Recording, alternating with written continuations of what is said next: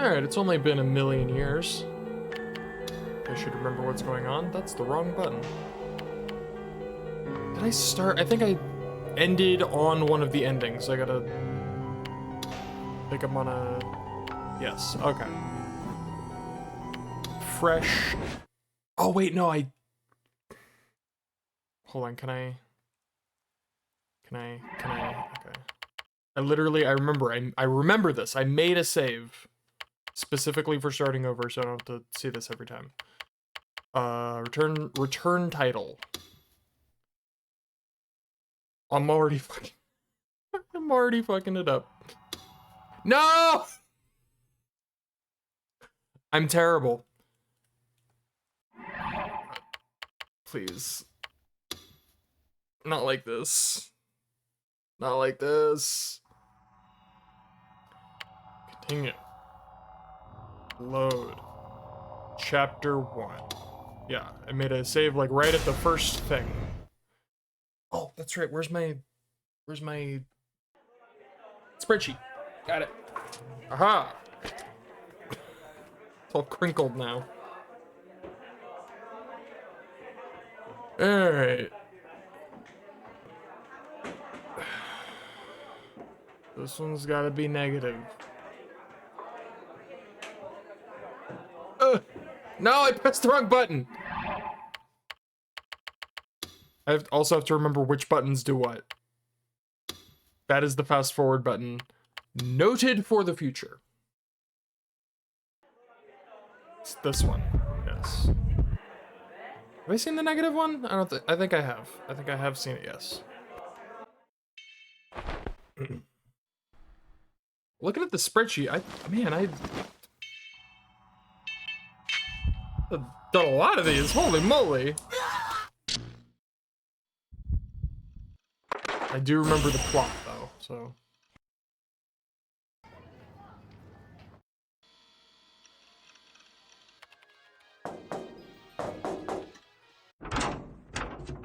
I'm genuinely hyped to see more of these.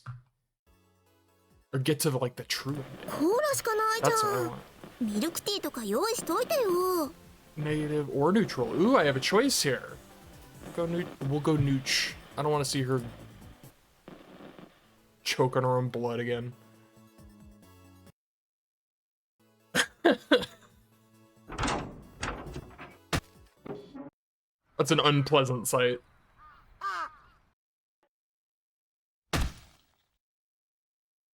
If I can avoid watching people choke on their own blood, you know, you might as well, right? You might as well avoid that if you can. This one has no bearing on this particular ending. Got it.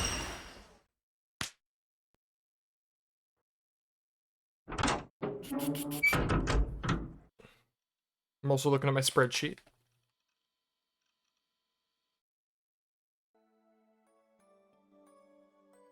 Nope.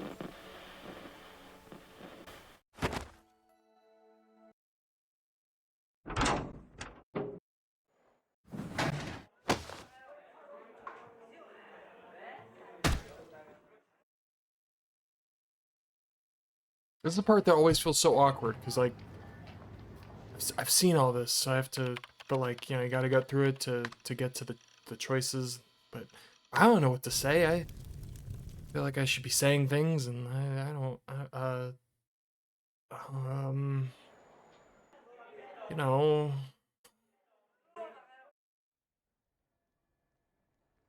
Fess is awesome. She's the best.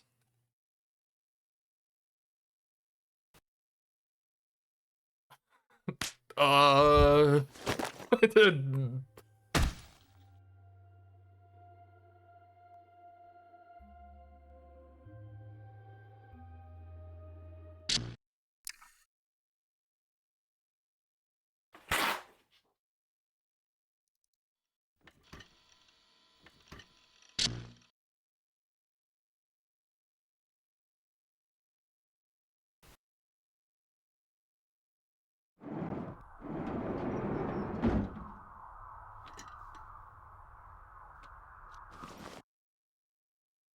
I guess this is the part where I'm just gonna be eerily silent because I got nothing. I'm waiting for like something new to this. Oh my god, this thing again.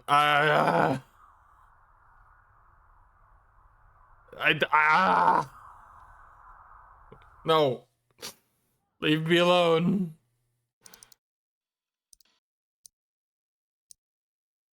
I don't want to be psychoanalyzed.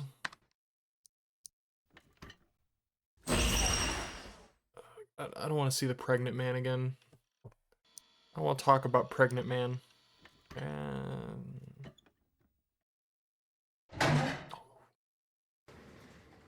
Ooh, you.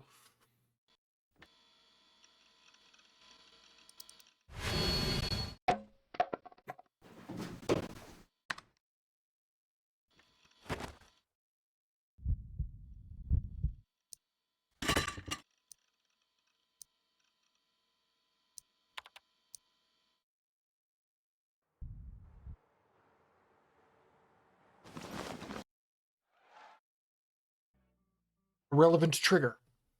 Huzzah. Positive or neutral? Well, then we'll go neutral.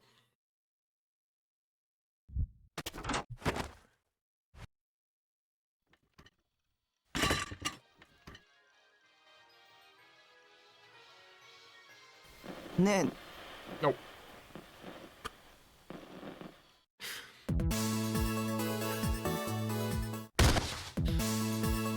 I think that's one of my favorite parts of the fast forward bit is the music cutting in red, just like that. Just kidding.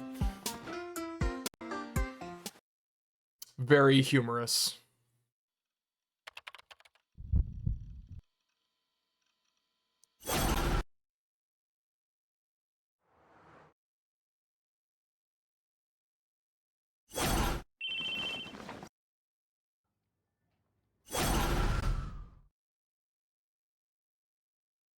Alright, positive or negative?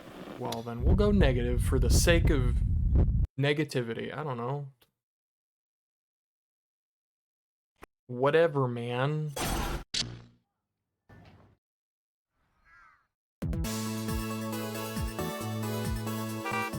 For some reason, I don't have that marked on my thing.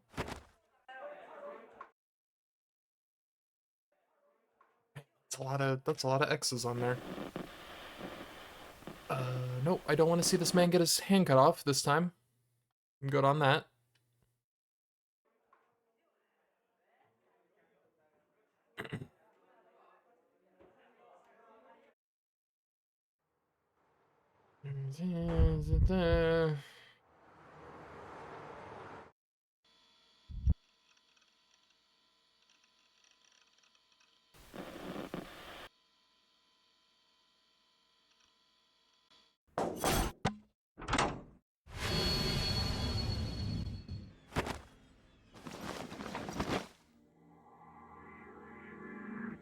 So glad people write up these spoiler-free ending walkthroughs just so I don't have to pull my hair out figuring out what to do.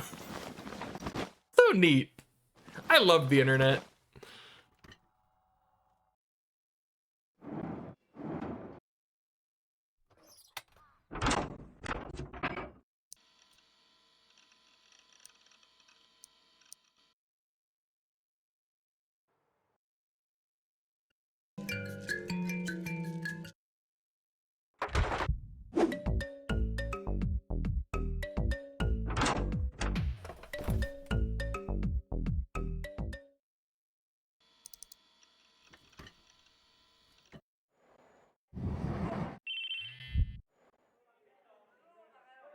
All right. Positivo.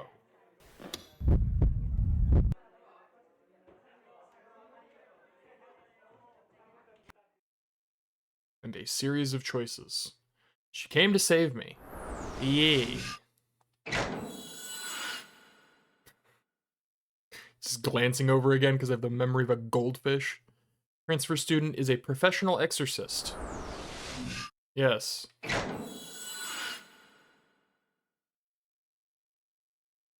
Her wimpy looks are actually camouflage. Yeah.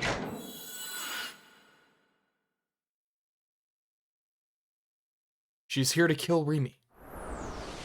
Seems that way. Yes, indeed. You two kill each other. No.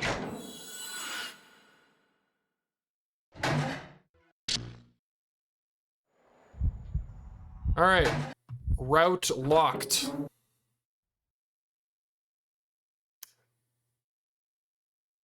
I've seen. I think I've seen all of these according to my handy dandy spreadsheet here. So I can just zip on onto the extra bonus scenes and then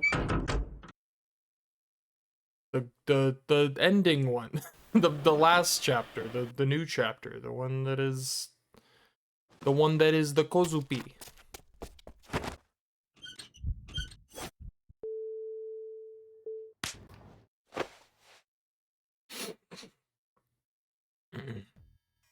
Ugh.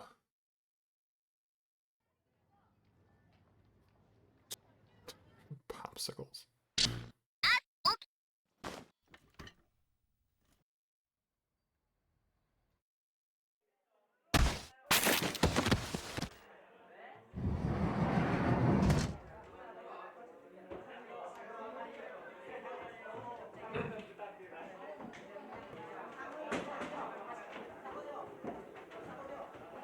The difficulty of normal human interaction.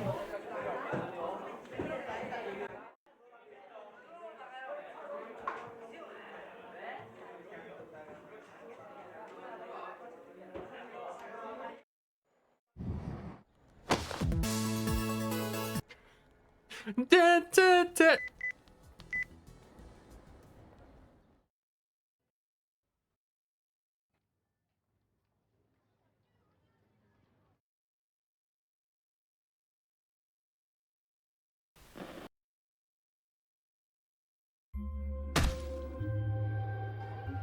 I do find it funny that she, of all the things she could have used to lure him to the train, she used it. She might as well have made a trail of fucking breadcrumbs.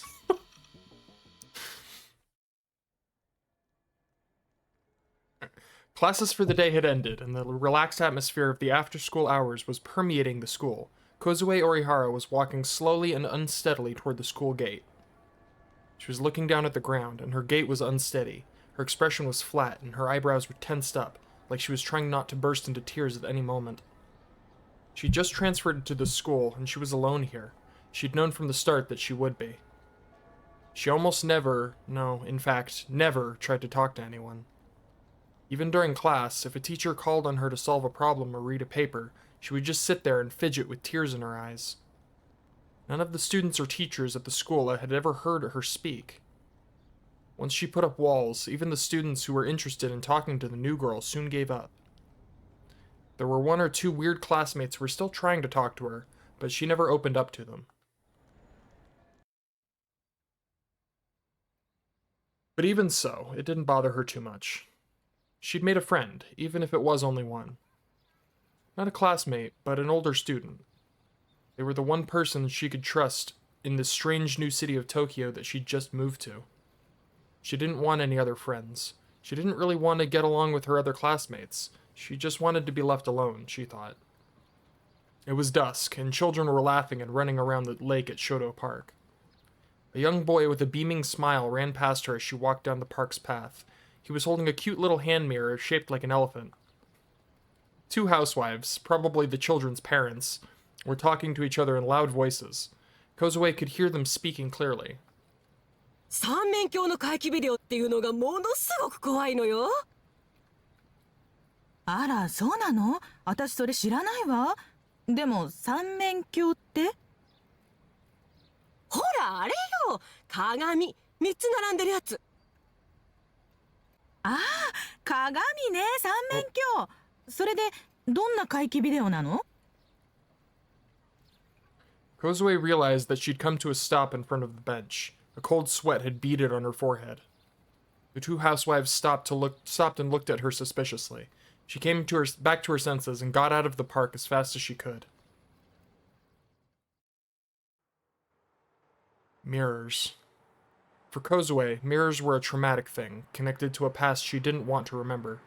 but she felt memories coming back and tried her best to stop them. Kozue told herself she was being ridiculous and headed back to the station.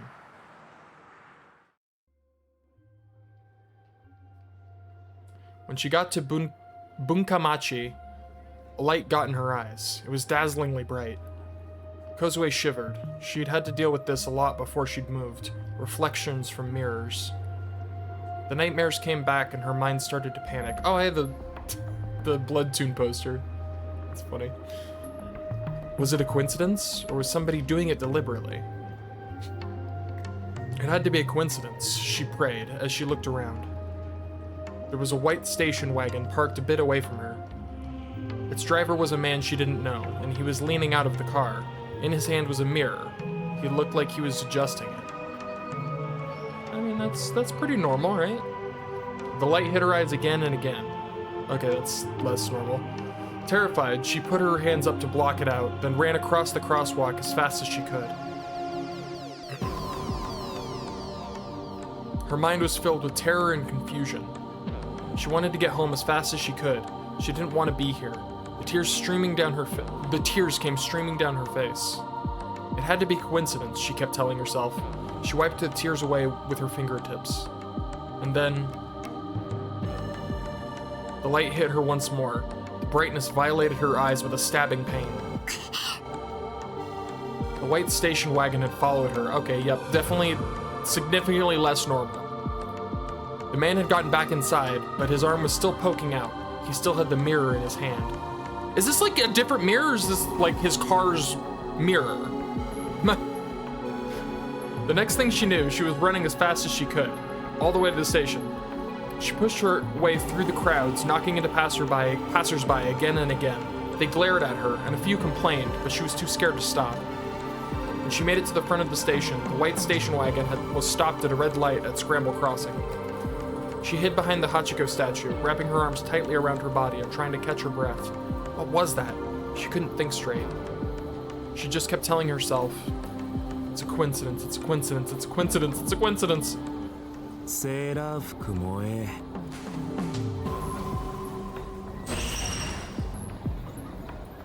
Excuse? Her head jerked up. It was a boy, about college age, who was evidently waiting for someone in front of the station. He was standing with his back toward her. He'd said the words softly into the phone he was holding. They echoed in her mind. Sailor uniforms are so hot. Sailor uniforms on fire? He never turned toward her. What the fuck? The phone stayed up at his ear. She thought that maybe he was listening to somebody on the phone. Is it getting louder? It's totally getting louder. But he didn't nod or say anything at all. He was just standing there. Oh my god, it is getting louder. Was he really on the phone?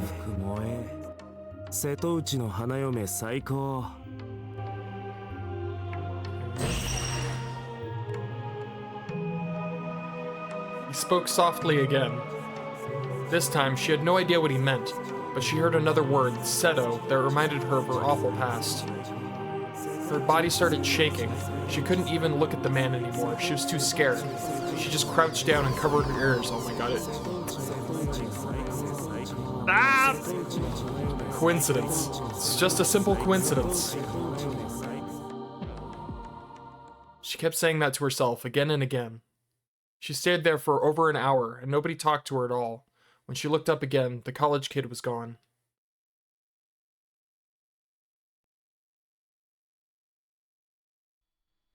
Well, that was fun. Fuck.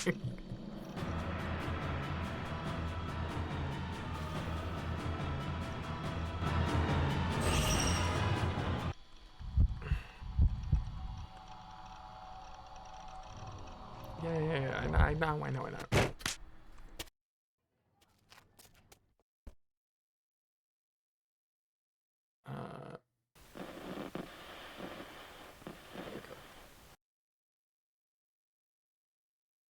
Computer, behave, please.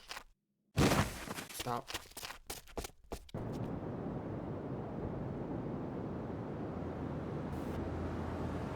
Behave yourself, computer. This is the best character in the game. We cannot... Another crazy chick! I love it.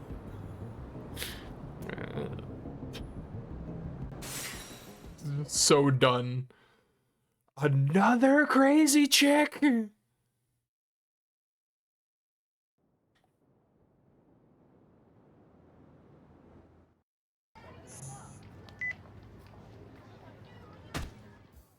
Oh, Bon.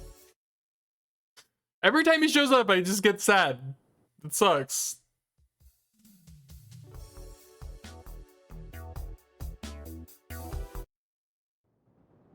Why you gotta hurt me like this?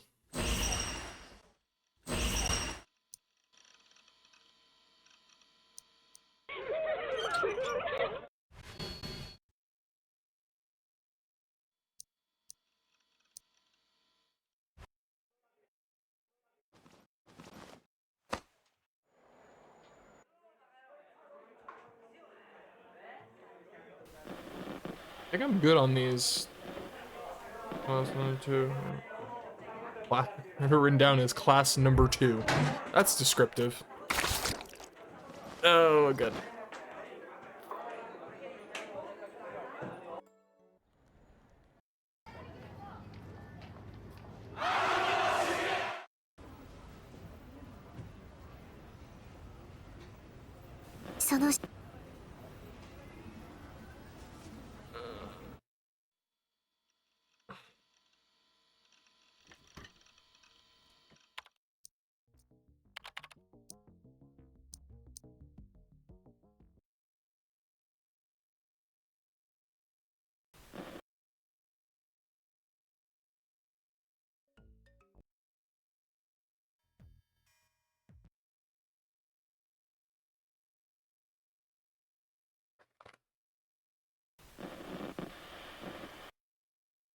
What?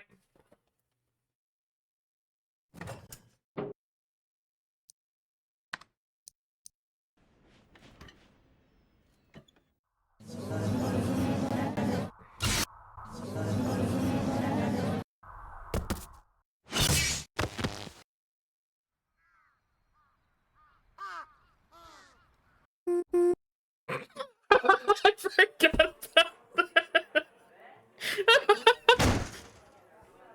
Beep beep. Oh my god, I forgot about that. That's incredible.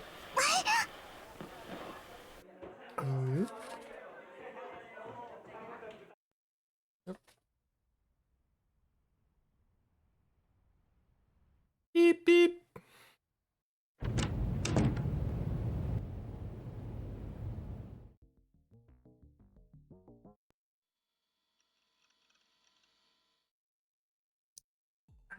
Here.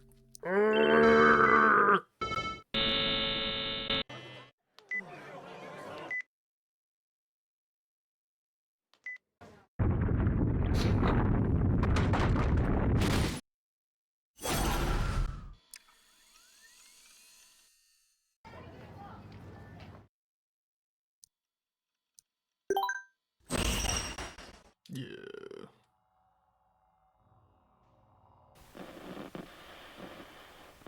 But do you have to though?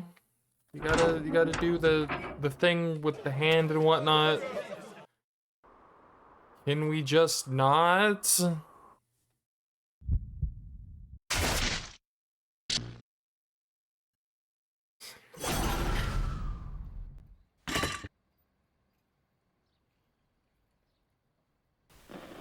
Nope. This is the one that gets really weird. Depending. There's a few of those. It just goes from 0 to 100.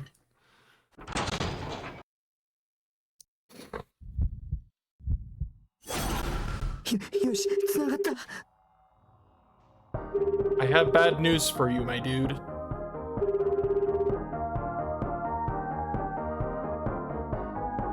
Can I write this one down? Cell phone? Probably cell phone, right? Yeah. Anonymous call. That's what I said. Ugh.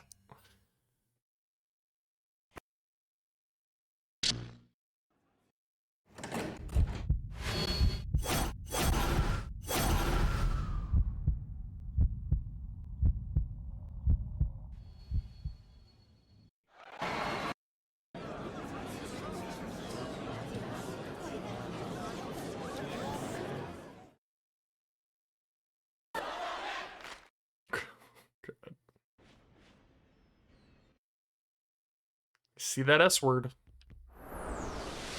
Yeah. Yes. No. No. No. You're... Yes. Star it be.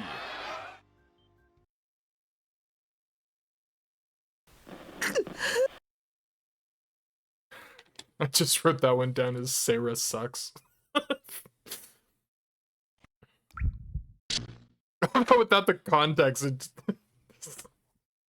this spreadsheet is the scrawlings of a lunatic. I mean, even with context, it's the scrawlings of a lunatic. Let's be honest. I think this one is Hazuki sucks. Why did I write them like this?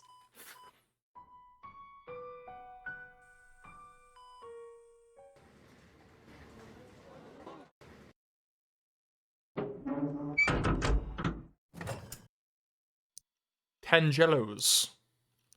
They're probably just oranges.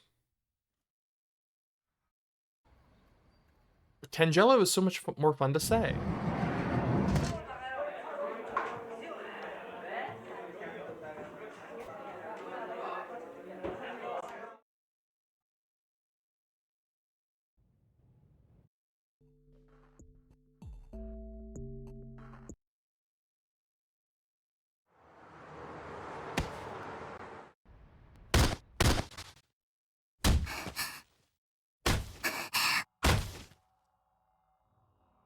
A deserted back alley in Center Street, you could hear the faint panting of a girl named Kozue Orihara.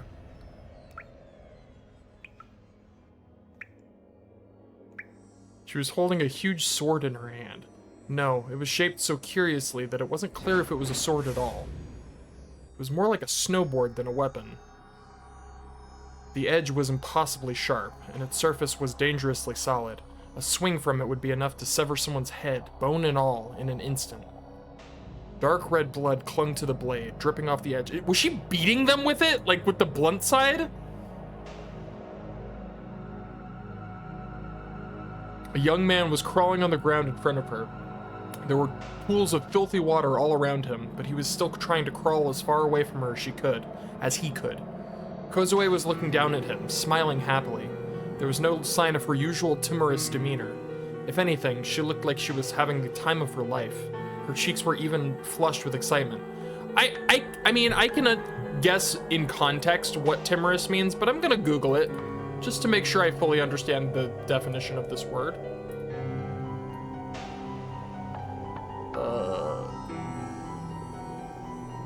Just showing or suffering from nervousness, fear, or a lack of confidence. Yep, that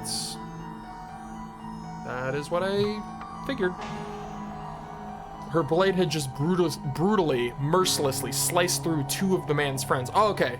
No, she sliced them. I was like, was she just beating them?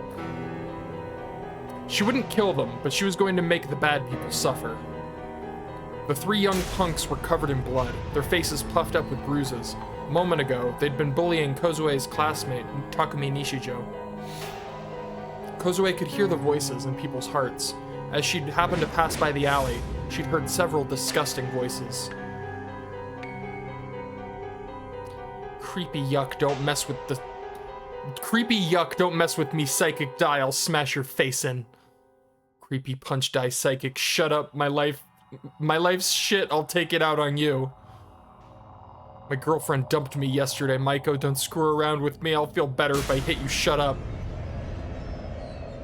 Die, fake psychic, I'll take my problems out on you, die. He told me to can get money. Get lots of, oh, I see.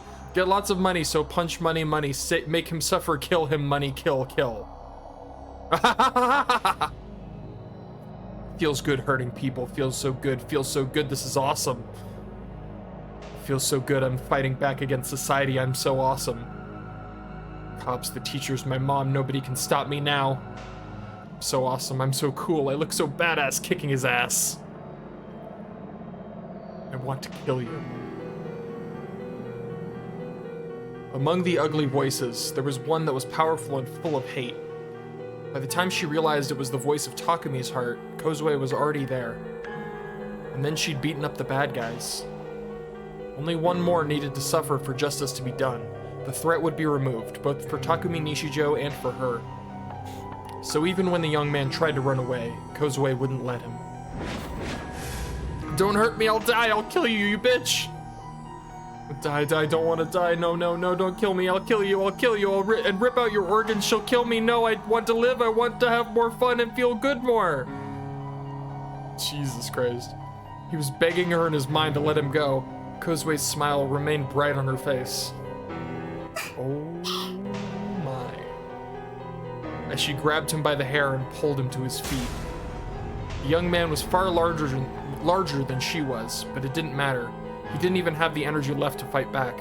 It seemed. There were tears in his eyes as he begged the tiny girl for forgiveness. Yikes.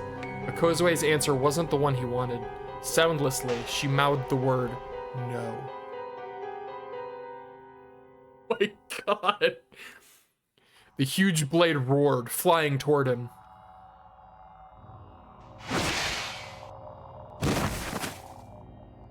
A single strike shattered his jawbone. His scream echoed. He fell to the ground in agony. His blood threatened to spill onto Kozue's clothes. She used her sword as a shield to block it. Holy fuck. Then she nodded, satisfied, and made the sword disappear. She glanced down at Takumi Nishijo, who was lying on the cold ground, a corner of the alley. On the... what? Who was lying on the cold ground, who was lying on the cold ground in a corner of the alley. I see. Got it. But that was confusing. Oh my goodness gracious. As she panted, she whispered in her mind, I wanted to kill them for you, but this will have to do.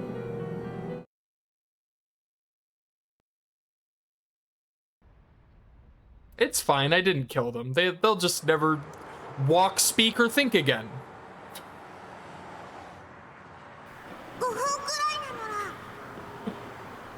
I love the juxtaposition. Is that the right word? I don't know if that's the right word. The contrast between what we just saw and this, like, dude, that's so great.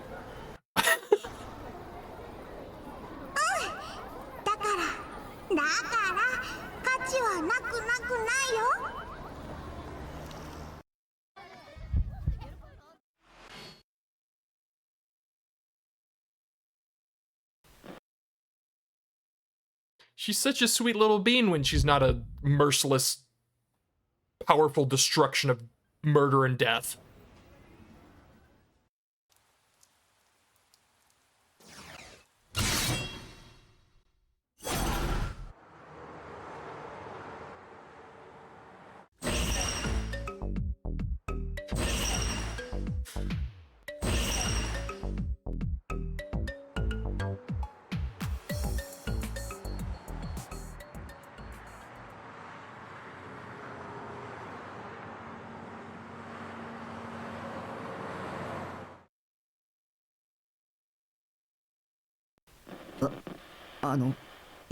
よかったらどうぞ。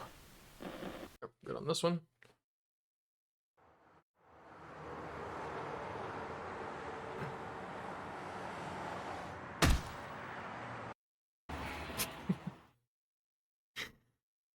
Oh my god.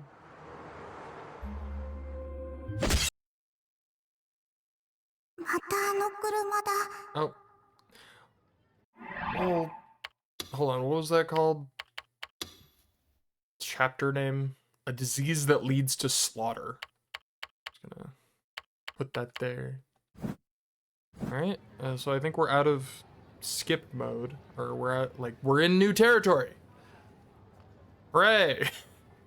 Kozue Orihara was standing frozen in front of Shinsen Station. She'd been going home from here rather than Shibuya for the past few days. She'd made this decision after the white car had chased her around in front of Shibuya Station. Oh, let's see. About 36 minutes. And now, the same car was here, like it was waiting for her. Parked in front of the station. As she stood there, the passenger side window slowly rolled down and then stopped halfway. The hand of the person inside popped out. It was holding a mirror tightly. Okay, so they're not referring to the car's mirror. I thought he was like holding the car's mirror in his hand. But no, he's just holding like a hand mirror. What a weirdo. As if they wanted to make sure he's... Bleh. As if they wanted to make sure she saw it. Yeah, they're just fucking with her, I guess. Kozue was so terrified she could barely breathe. She turned around and ran. She ran as fast as she could, as far as she could, down one alley or a street or after another. Several times she tripped and scraped her knees, but eventually she made it to Miyashita Park. She sat there shivering on a bench until night fell. But she couldn't stay there forever. When she'd waited long enough that she was sure they must have given up, she headed for Shibuya Station.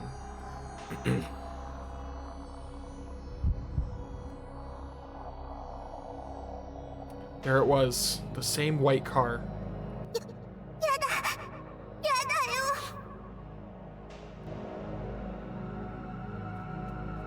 She kept running, without any idea of where she was going.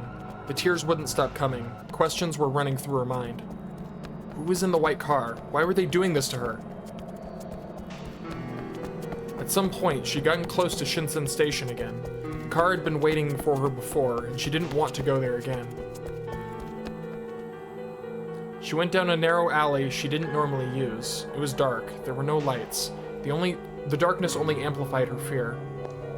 Kozue was already exhausted. She couldn't run anymore. She wiped away her tears and ran as hard as she could. And when she came out to a large street, the white car was passing right in front of her. Jesus Christ. Kozue watched it in sheer astonishment. It stopped about 50 meters ahead of her and put on its flashers. She didn't have the energy left to run again. No matter where she ran, it would follow her. It was always ahead of her, like it was reading her mind. Kozue dropped to her knees and put her hands over her head.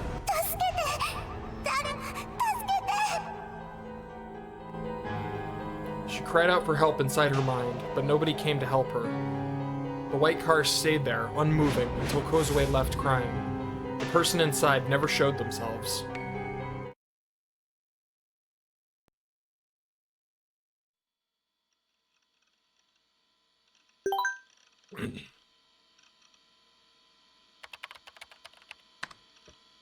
Hey! Hey, Nightheart. I've been waiting. We got new nice guy. Oh, that's right. Nice guy. We've got what? New gen, dude. New gen. Yeah. NG. Nice guy. Yeah. Can be hard to figure out, right? Anyway, it's here. The 7th murder. Another one. Another new gen murder. How long was this going to keep happening? Would the next one be the one where they finally got me? Or the one after that? Anyway, had Grimm gotten a job at the New Gen advertising division or something? He was constantly telling me about them whenever one happened. Once again, he'd posted a bunch of links to news sites, too. This must have been his way of telling me to look at them. I clicked the link and bit down hard on my lip. Dokyun Puzzle.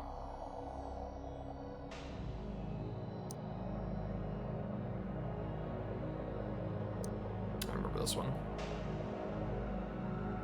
Deeply upsetting. Deeply upsetting stuff. What size are those?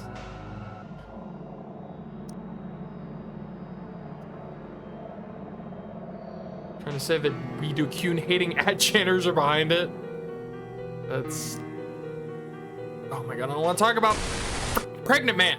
Stop it. 4時50分頃、東京都渋谷区の線路沿いで男性3人の他殺死体が鉄柱に吊り下げられているのを通りかかった新聞販売員の男性が発見しました。警察の調べによりますと、殺されたのはいずれも渋谷区に住む無職藤田康平さん、大学生の安沢三郎さん、とび職の高木亮さんの3人です。3人とも胴体の部分が切断され、それぞれの上半身と下半身が別々に入れ替えられて糸で縫合されていました。3人の額にはそれぞれ謎の傷がつけられており、警察では犯人からのメッセージではないかとみて調べています。渋谷では2ヶ月ほど前から猟奇殺人事件が頻発しており、警察では今回の事件も同一犯による犯行の可能性が高いとみて捜査を続けています。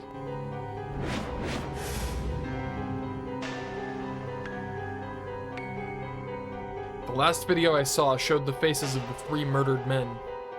I recognized their faces. あいつらだ。昨日僕に絡んできた。I gave them my wallet, but they still attacked me anyway.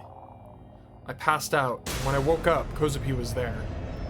The 3 of them were covered in blood. I took my wallet out of my pocket and stared at it. When I'd woken up, Kozue was holding my wallet, and she'd given it back to me. Could she be the one who...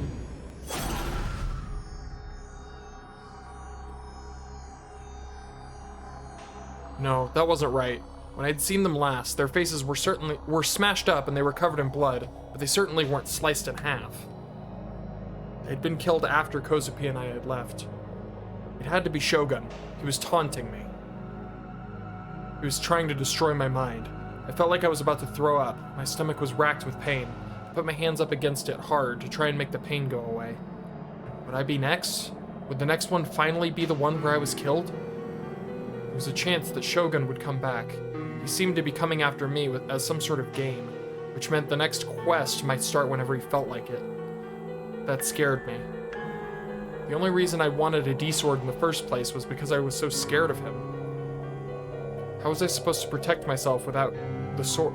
Protect myself from him without the sword? It felt like there was a knife in my throat, like somebody was saying they could kill me at any time. Please, just leave me alone. What did I ever do to you? I'm so tired of all this. Somebody save me. Where did Rimi go? Wasn't she supposed to protect me? No, I couldn't count on Rimi anymore. I'd gone to school today, and she hadn't even been there. It was like she'd never been there at all. I needed somebody to protect me, somebody other than her. The first person that came to mind was... 最近渋谷はまあ Big old sword. 昨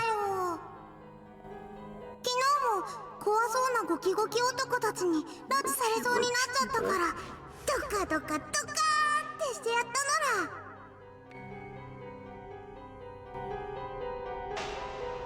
Kozue.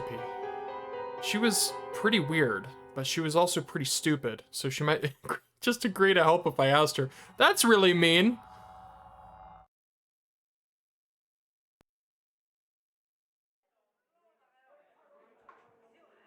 The first thing I did when I entered the classroom was look at Rimi's seat, but it was empty. Next, I looked for Kozue. She was sitting in her seat, looking down, making herself as small as possible.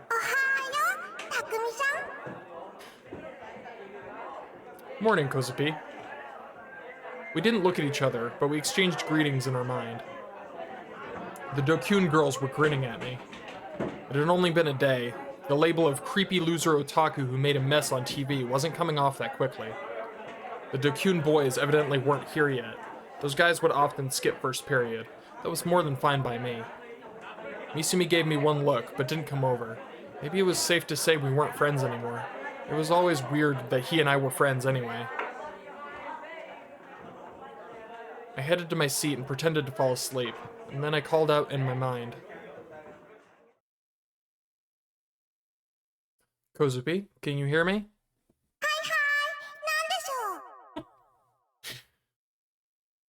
I need your help. Someone's trying to kill me. 殺されちゃうの？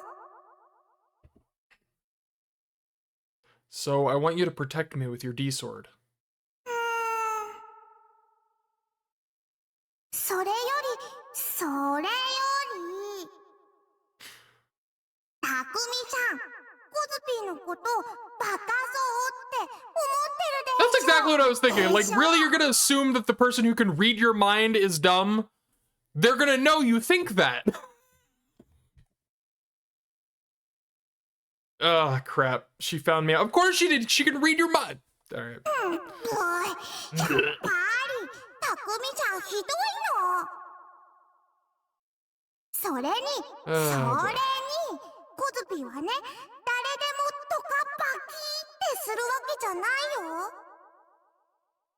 コズピはコズピに悪いことしようとする人だけ。 Smack. Kozue has standards for people she beats up within an inch of their life. ドカックシャペキってしてあげるの。 But everybody around me is making fun of me. Just an innocent, upstanding otaku. I haven't done anything wrong.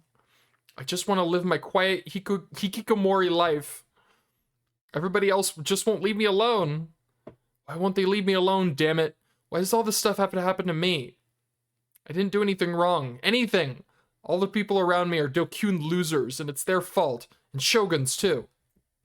I'm asking you to protect me from the bad guys. Remember what you said before? That the roach people who said mean things to me were worthless? 言ったかもかも。でもね、コズピはその将軍さんって人知らないよ。 I know him. He's the kid who looks like an old man. He's in a wheelchair, and he's going to come for me soon. I know it. He's trying to kill me. He's the one who kidnapped Nanami. そっか。匠さん、大変なのね。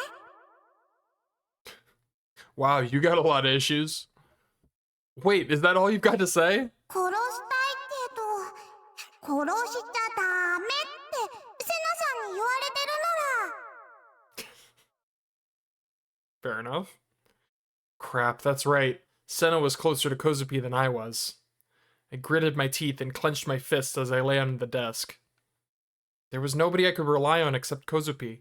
Senna was kind of scary, and she probably wouldn't do anything to help me anyway. Kozue was my one chance.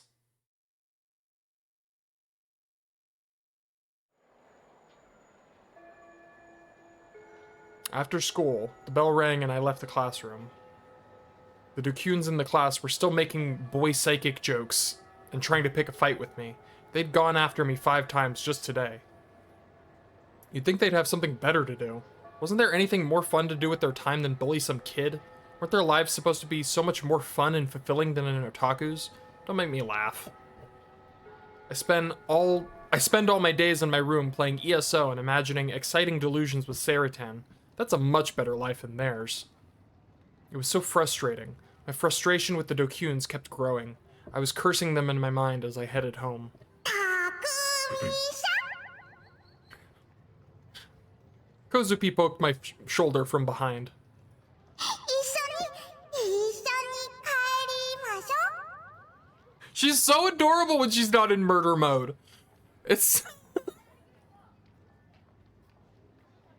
Did you decide you're going to protect me? でもね、匠さんにプレゼントがあるのです。 A present? Was this a flag? ほっぴ？フラグって何？ Don't ask questions you don't want the answers to. No, nothing. というわけでね、この間の憩いの場所にレッツゴーなのら。 Rest stop? Did she mean...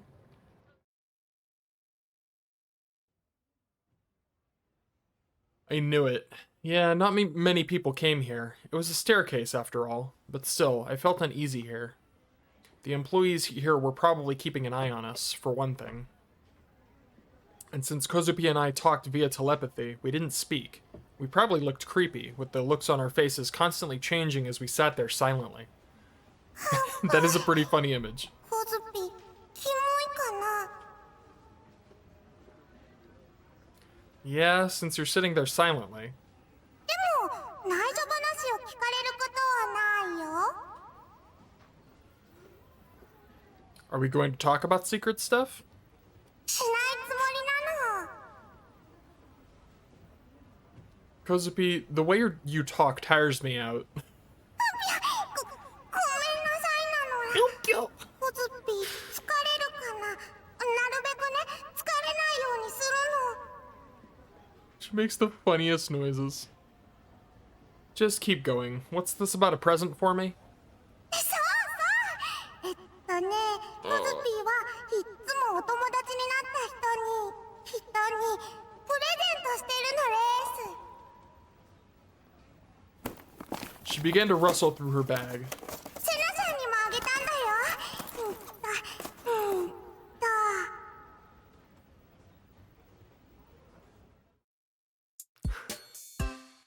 Stop! 匠さんはキャンディさんなめなめするかな。 That's too cute! Stop it!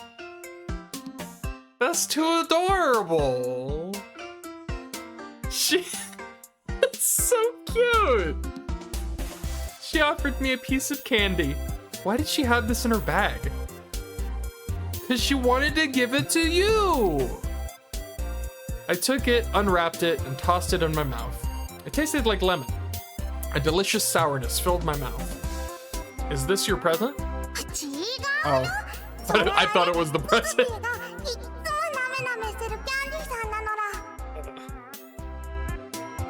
That's so funny. Whatever.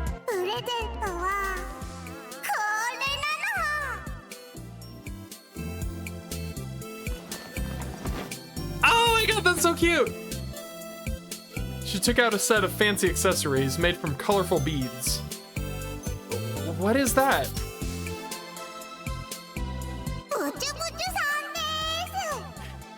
Dude, it's so funny that this is the one who was mercilessly beating and torturing people earlier. That's so cute.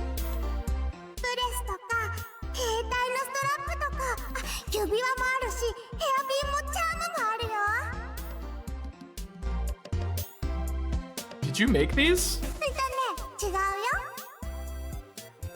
コズピーが手芸をやろうとするとぐちゃぐちゃドッカーンってなっちゃうのら。これはね、ママが作ってくれるんだよ。コズピーがビーズ大好きだから全部ブチュブチュさんなのら。 She suddenly took my hand. The warmth and softness made my heart skip a beat.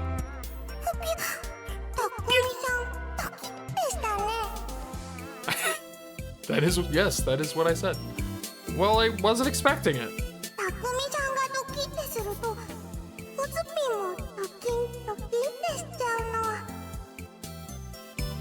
It's so funny because I keep like this interaction is so fascinating because you read the silent Takumi parts and you think that's what he's thinking, and it is, but then you forget that he's having a conversation, so everything he thinks she hears. And so it's so weird when she responds to what is usually not a dialogue. She put one of the bead accessories into my hand. It looked like a phone strap.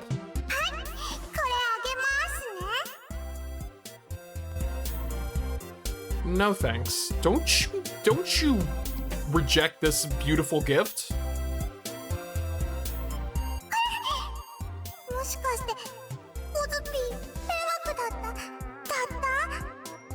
What do you want it? Why does she talk like that?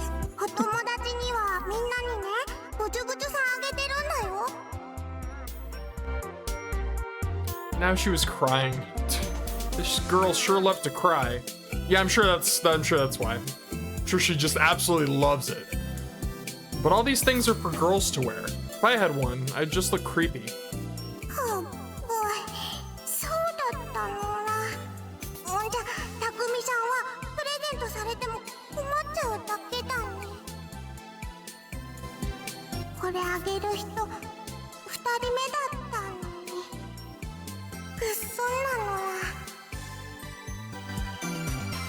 She gloomily went to take the strap out of my hand, but I put it in my jacket pocket before she could.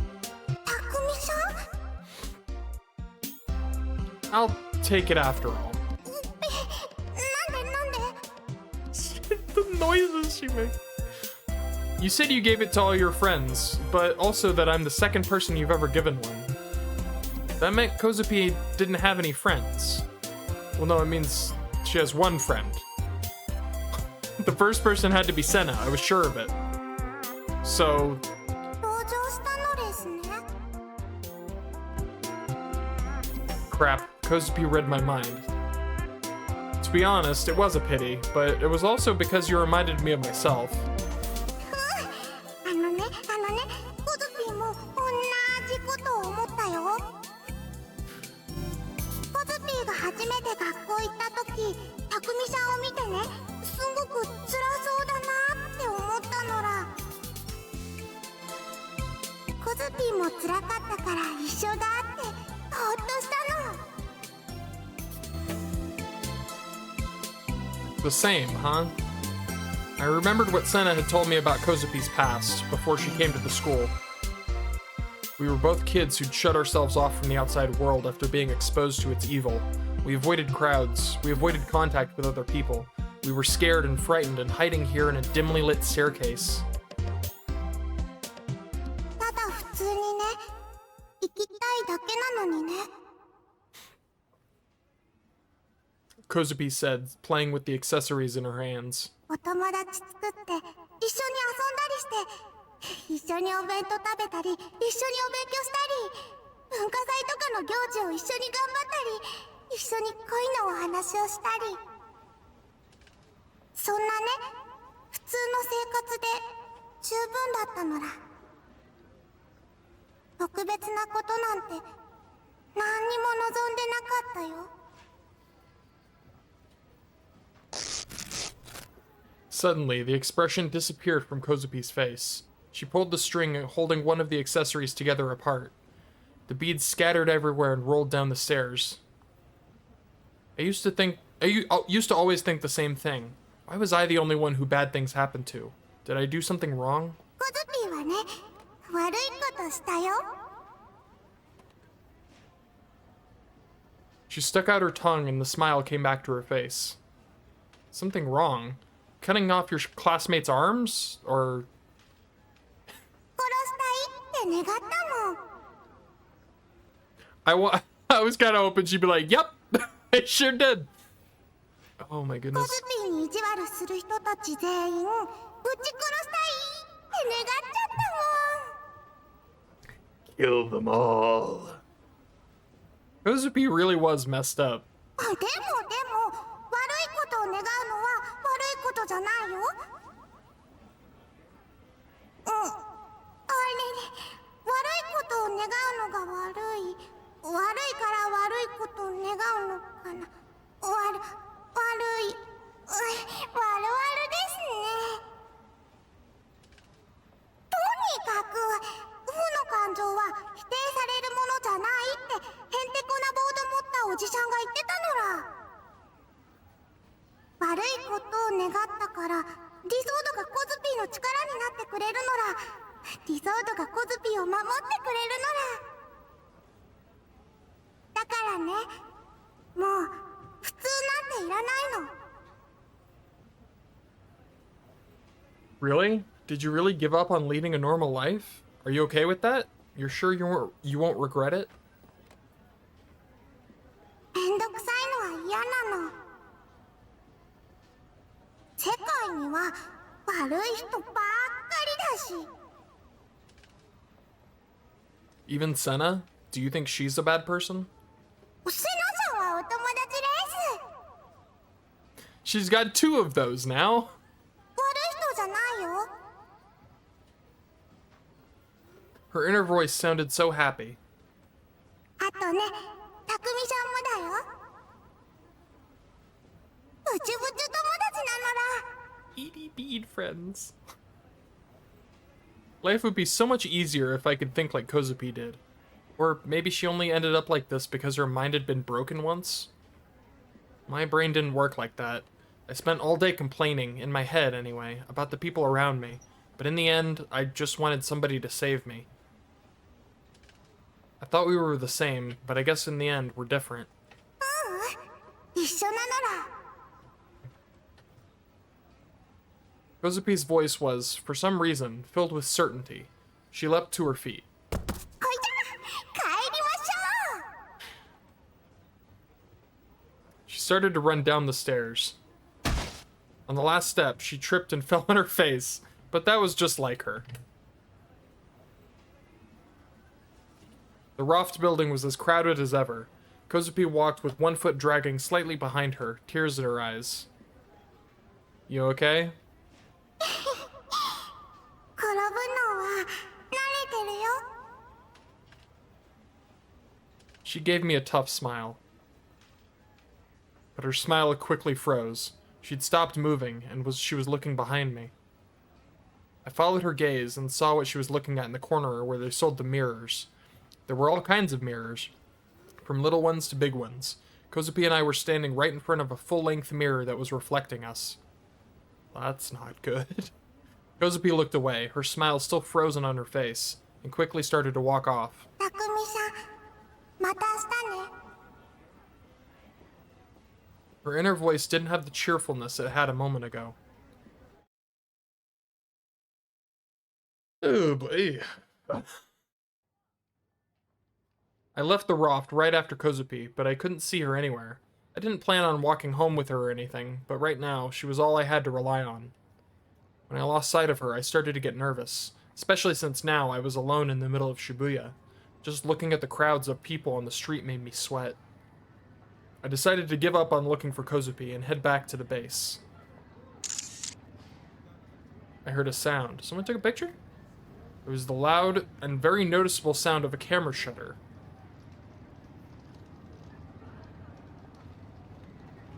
I looked over in the direction it had come from, but nobody there had a camera.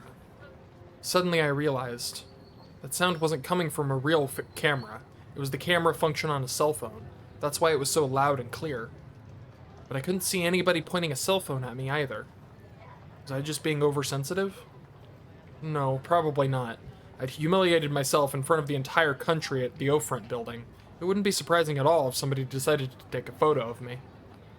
There were so many people out on the street. None of them were looking at me, but...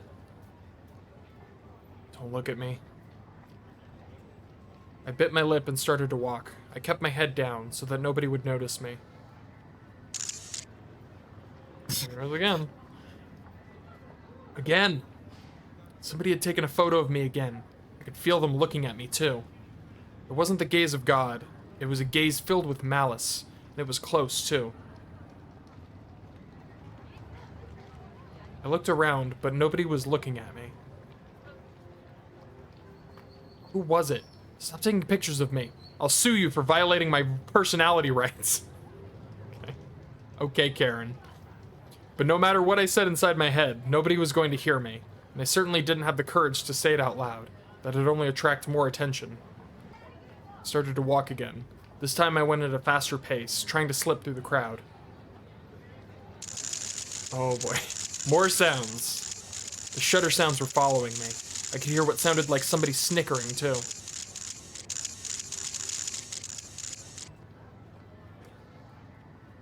I looked around. Several people were holding up phones at eye level. A middle-aged salaryman, a woman in a suit, a teenage boy, a Dokun-looking girl. They all seemed to have nothing in common. But they were all pointing their phones at me. Don't look at me. Don't look at me. I started to run. I couldn't take it anymore. But no matter how much I ran, no matter how much I tried to flee, no matter how much I tried to slip through the gaps in the crowd and get out of there, the sounds wouldn't let me go. The gazes followed me. I'd escaped from some, only to have the same sounds come at me from the side, from the front or the side. It was like facing an infinitely spawning enemy. When the light was red, I had to stop. I put my hands on my knees and tried to catch my breath. The shutter sounds were still following me. I lowered my gaze and clenched my fists. There was nothing I could do but endure the humiliation. And then I started to wonder, was it really just random chance that so many people were taking my photo? Could that many people want pictures of me? Sure, I was famous, but only in a negative sense. I wasn't the kind of person whose photo you'd want. Most people probably thought I was creepy. Why would they want to take so many photos of me, and in such an obvious way? And why only now? Was this Shogun's doing? Another one of his attacks? Please, just leave me alone. What was his problem? What did I ever do to him? I wanted to kill him. He was doing this to break me down. He was constantly watching me so that someday he could come kill me. He was going to make me out to be the new gen killer. He was going to kill me in some horrible way. I wanted to kill him first. I put my hands to my head. I had a bad headache. But I couldn't feel the gaze of God. All these people were taking my photo, but Shogun's gaze wasn't here. I wanted to kill him. Sudden silence. All the clicking shutters stopped, as if somebody had given them all an order. I looked up. And then I heard a sound I recognized, this time from right behind me. It wasn't a loud sound. If it had been silent, I would have missed it. If it had been silent, I would have missed it. I think that is supposed to say, if it hadn't been silent, I would have missed it. I could sense him. Somebody in a wheelchair was right behind me. Somebody? I laughed at myself. I knew exactly who it was. It was him, Shogun. Is he gonna, like, attack a random guy in a wheelchair? I ran oh, no. Just turn around and just beat the shit out of someone in a wheelchair. I ran across the street even though the light was still red. A car honked loudly at me, but it stopped just before impact. I ran as fast as I could, not even looking behind me.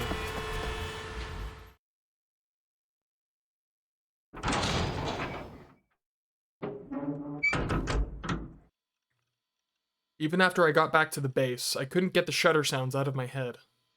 They kept following me, even to the residential area near the base, where there weren't many people out at all. Every single person I passed took out their phone as soon as they saw me and took a photo. They never said, "Let me shake your hand," or "You're creepy," or anything like that. They weren't even grinning. They just took their phones out and photographed me, with a completely flat expression on their faces. Then they'd walk away like nothing ever happened. It was bizarre. There was no emotion in it, no hatred, no mockery, no anything. It was mechanical. Like they were dolls that someone was controlling. I crouched in the corner of my room, gnashing my teeth, hands around my knees. It was his doing. Shogun was behind this. I'd heard the sound of a wheelchair just once on my way home. I hadn't seen it, but I was sure I'd heard it. My hands were still shaking. I looked at the clock, and it was already 11 at night. I'd been scared out of my wits for almost 5 hours. I let out a deep sigh, and in my head I cursed him. Die, die, die, die. The worst thing about Shogun was that he didn't just come out and try to kill me. His attacks were slow and indirect. They were wearing me down, making it so I was terrified to even go outside. Save me, Kozue. There's no way I could fight Shogun alone, not without a D-sword. Why wouldn't Kozue save me? I had to think of some way to get her to protect me. She could read my mind. I couldn't lie to her. What about money then? If I paid her, would she help me? Oh my god. I heard a strange noise. I gulped and pulled myself into a ball to make myself even smaller. Then I listened carefully to see if I could hear it again. I was hearing things. I had to be hearing things. I wasn't hearing things! It was a wheelchair. I could hear it outside my room. I held my breath and put my ear to the wall. He was here. He was right outside. And was I imagining things? Or did it sound like he was moving, little by little? I wasn't imagining things. He was slowly circling around the shipping container. Oh boy. Starting to get a headache.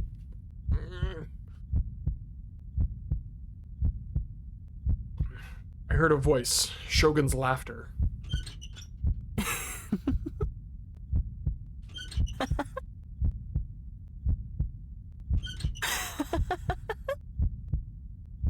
He was laughing. He was slowly circling around my room, in the middle of the night, laughing. That wasn't all. There was more. The sound of a cell phone shutter. Was Shogun taking pictures? Of what? The container?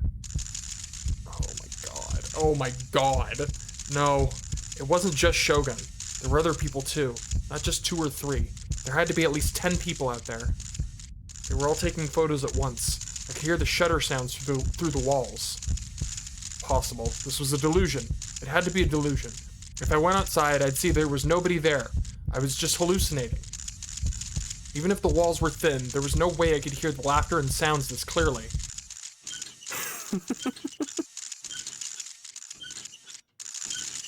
Oh my god, it's really loud. I didn't have the courage to go outside. I was too scared to think. I pulled a blanket over my head, covering my ears and sobbing. Stay out, stay out, stay out, stay out, stay out, stay out! Stay out! Stay out! Stay out, stay out, stay out, stay out! How long was I stuck there like that? It might have been 10 minutes, or it might have been 10 hours. Oh my god, that is a really annoying sound, that's for sure. I took the blanket off my head and stood up quietly as I could. Stood up as quietly as I could. I listened carefully. No sound was coming from outside. The only noise was the sound of my computer. So it had been a hallucination. Yeah, it had to have been. I should go outside. I'd see for sure that nobody was there. Even if somebody had been there, they were surely gone now. I stood in front of the door. The padlock was locked from the inside. I took out the key and put it in the keyhole. I didn't have the courage to turn it. My heart was pounding like a drum. I was scared, afraid to open it. This might be a Kome's trap. Somebody might be out there, waiting to attack me as soon as I opened the door. I tried to tell myself that I was being ridiculous, but I failed. I'd been tricked and deceived so many times, I didn't want it to happen again. Why wouldn't they all just leave me alone? Why was all this happening to me? Damn it, damn it, damn it! I slammed my fist into the door. It made an incredibly loud noise. My hand hurt. That does happen. I still couldn't hear anything outside. I couldn't sense anyone out there. Nobody was there. Of course nobody was there. I bit my lip so hard I drew blood, and turned the key in the lock. I opened the door as softly as I could. Peeked my head out to look around. Looks okay to me. Nobody was there. It was dead quiet. Nothing was moving. No creaking wheelchair, no laughter, no shutter sounds. I couldn't hear a thing. 誰かいますか? I waited a moment, but there was no answer.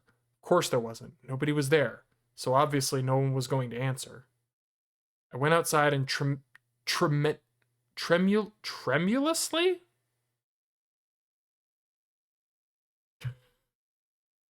Oh, Google!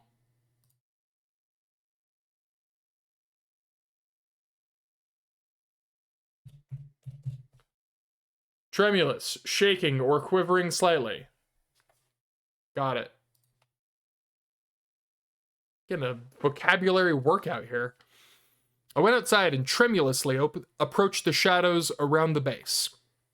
Nobody was there either. So it had been a hallucination. All the stress had driven me crazy. Yeah, that's right. It had to be right.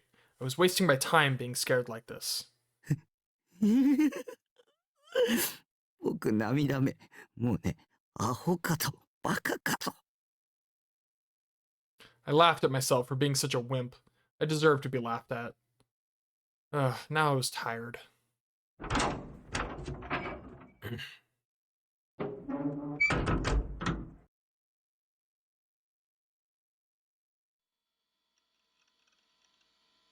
went back into my room and looked at my Saratan figure to restore my sanity. Then I sat down at my computer and logged into Freepara. Freepara? I don't remember how to pronounce that. I checked to see if there were any new topics in the Bloodtoon community. Then I checked my friends' updates. Something felt wrong. Something was strange.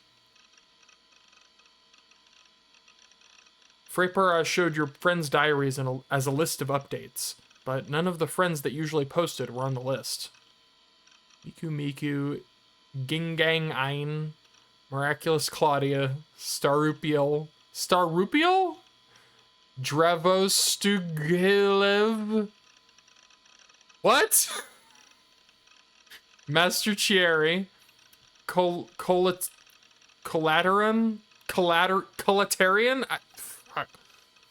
Idomazin, Digitaro, Suicide Girl. Can I? Yes. Human Flare, Soba Shop Girl, Division Commander, Hazuki. That's not the same Hazuki. there's no, or she's other guy. I can't remember the name. He arrived. Staircase on the road. Okay. Hazuki makes me nervous. The name just.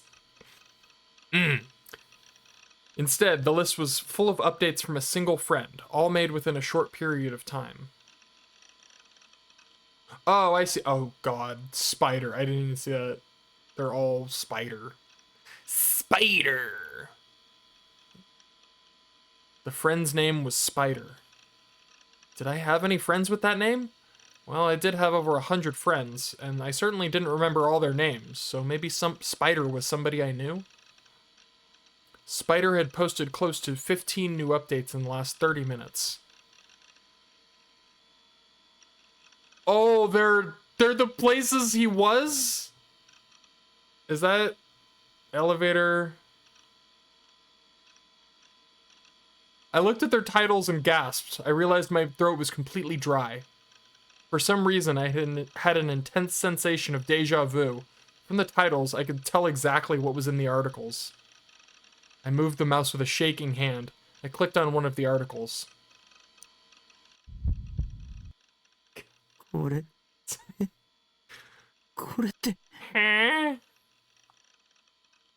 was right in front of my building. The article consisted of nothing but a single photo, probably taken with a cell phone. There was no text at all. The photo was from the front of the Kurenai building, where I lived. It looked to have been taken at night. No way, I was just being silly. I forced myself to laugh and clicked on another one.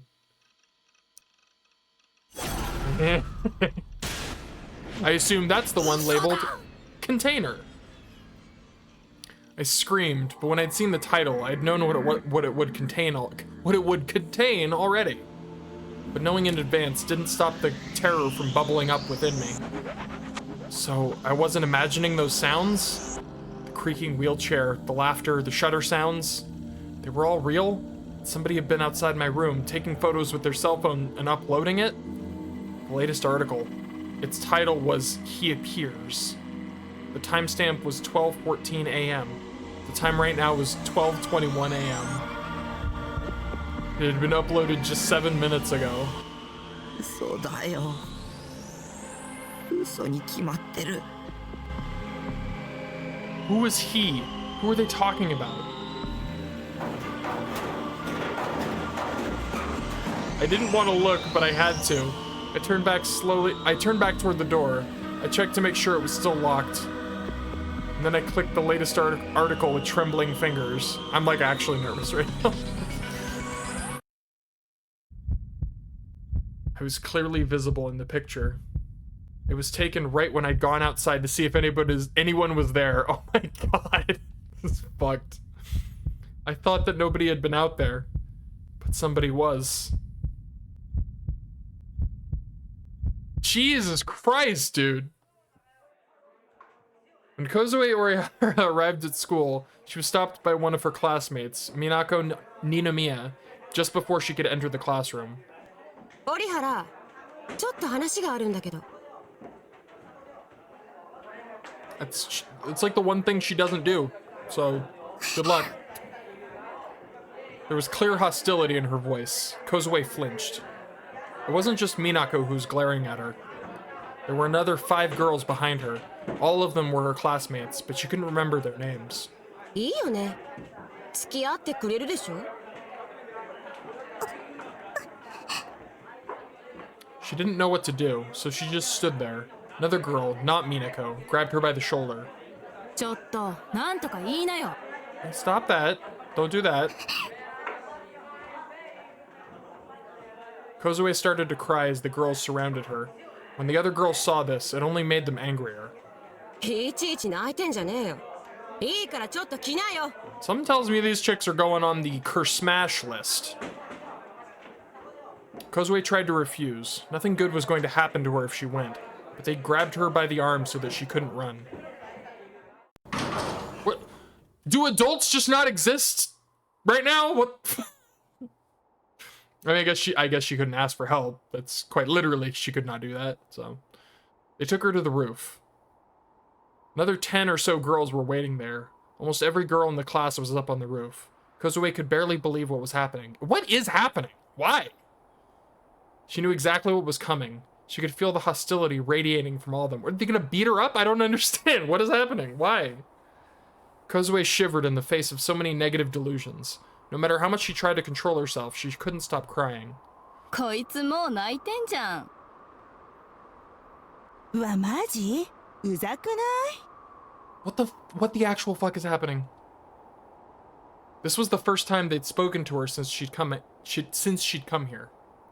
Of course, she knew that the girls in the class didn't like her. She could hear their thoughts whenever she was in the classroom. But this was the first time they'd said those thoughts aloud. She tried to run, but a dozen girls surrounded her and blocked her path. 逃げようとしてんじゃねえよ。美奈子が話あるんだからさ、ちゃんと聞きな。I'm gonna be honest, I'm down for some smashing. I'm not gonna judge. I'd say this warrants a smash or two. Minako was glaring at her, as if spurred on by her classmates' words. Minako was tall, like a model, the exact opposite of tiny Kozue. 折原、あんたさ、大輔に色目使ってんじゃないわよ。Fucking what? Kozue couldn't even remember who Daisuke was. But she couldn't say that, so she just shrank back in confusion and fear. 聞いてんの？うざいんだよ、あんた。人の彼氏に手出そうとしてんなよ。Yo, his girlfriend actually exists? Damn, I was not expecting that. And she has a name. That's crazy. Kozue shook her head as hard as she could. She had no idea what Minako was talking about. Then she finally remembered that Daisuke was the first name of Misumi, one of her classmates. She never tried to seduce him. She knew exactly what he was after, and she avoided him. っていうか、前から折原のこと気に入らなかったんだよね。You don't say. ねえ、なんで喋んないの？可愛いこぶってんの？はっきり言ってうざすぎだし、ムカつくし。それとも、男子とは話せても私たちと話すつもりないって？調子に乗ってんじゃねえよ。なんか言えよ、ブース。I don't like these individuals. I don't like them at all. They pulled her hair, slapped her cheek, jabbed her shoulder. She couldn't escape. They wouldn't let her go. Gang beating, bullying. The words flashed through Kozue's mind and terrified her. Save me, Senna. Help me, Takumi. Oh my god, I hate this! Stop it! She called out in her mind, but nobody was going to come. This was just like before she came to Tokyo. No matter how much she called out for help, nobody came to help her. She'd just have to endure it. But this wasn't so bad. She could handle this. And then, right as she had that thought,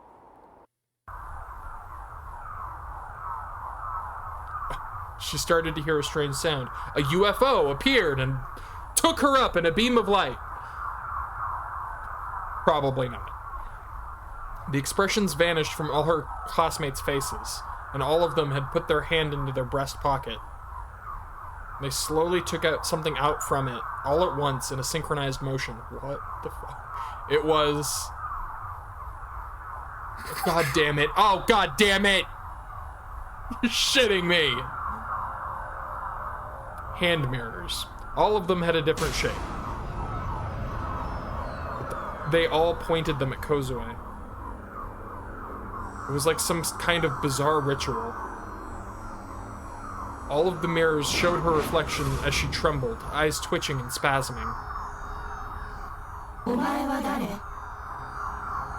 That was awful.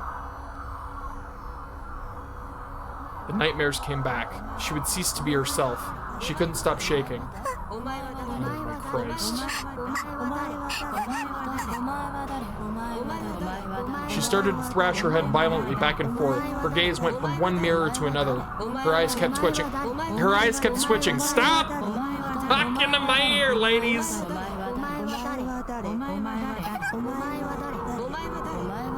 A voiceless scream echoed from her throat.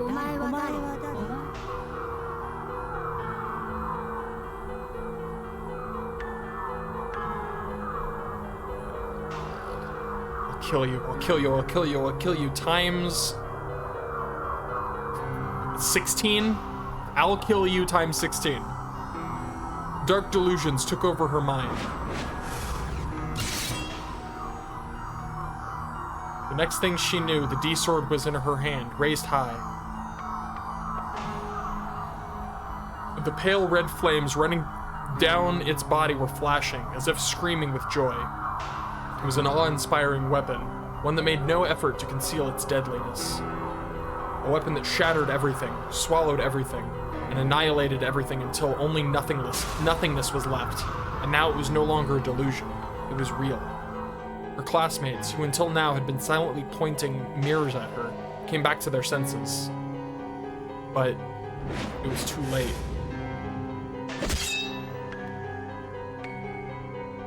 After that, there were many, many screams, but they only lasted a few seconds.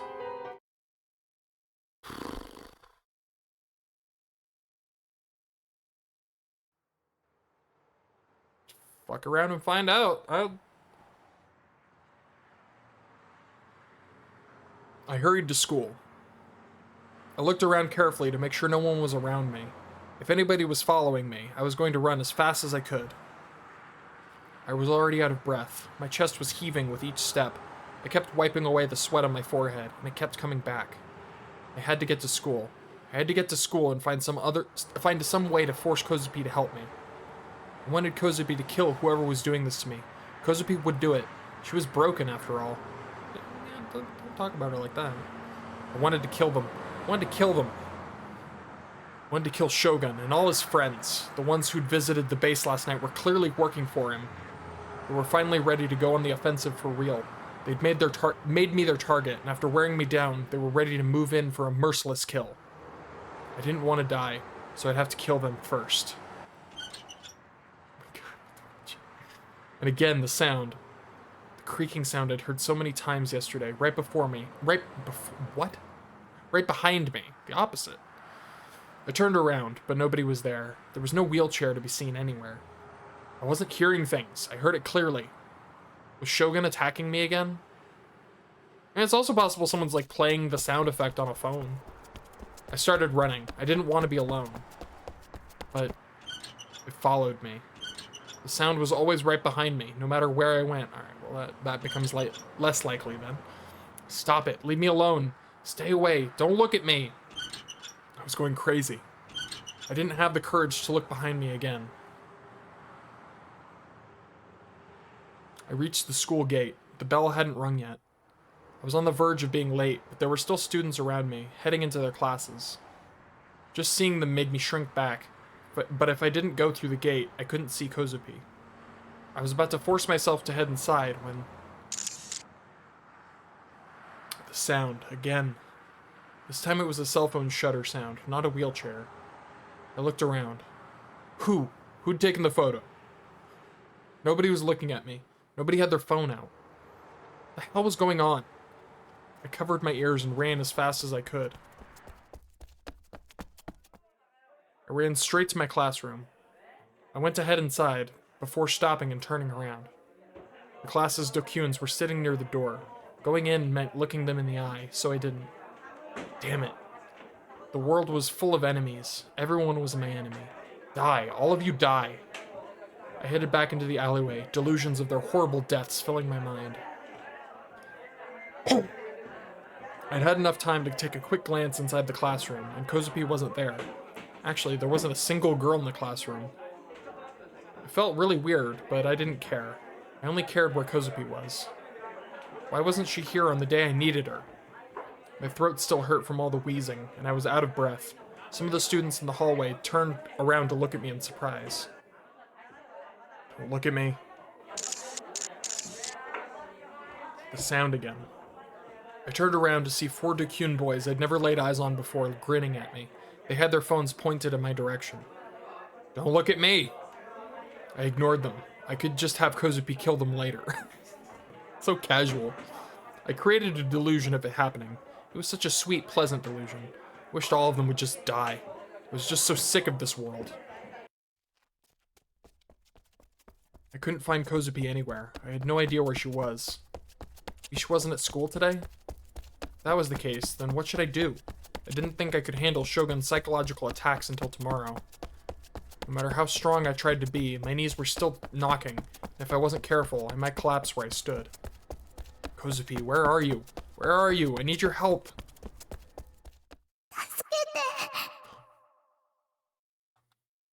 I stopped. I heard a voice inside my mind. コズピのせいじゃないもん。コズピのせいじゃないもん。助けて。 Kozue, where are you? I looked around and saw Kozue crouching in a ball near the entrance to the school. When I saw her, I gasped. Her body was red, like she was covered in blood. No, not like she was covered in blood. She was covered in blood.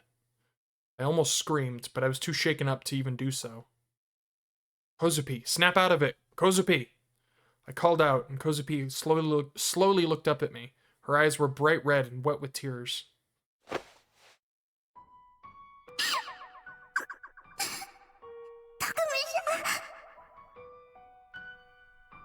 She grabbed onto my waist. 何を。たくみさんはコズピの敵味方 What do you mean? I asked, but she just buried her head in my chest and shook it from left to right. The blood on her body stained my uniform. I'd never really realized how tiny she was. She was so thin, I thought she might break in half. Until she grabbed onto me like this, I'd never noticed. 僕はコズピーの味方だ。 Yeah, I got the beady beads and everything. だからコズピーに助けてもらいたい。 I swear to God, if he asked her to kill people now, maybe hold on to that, my dude.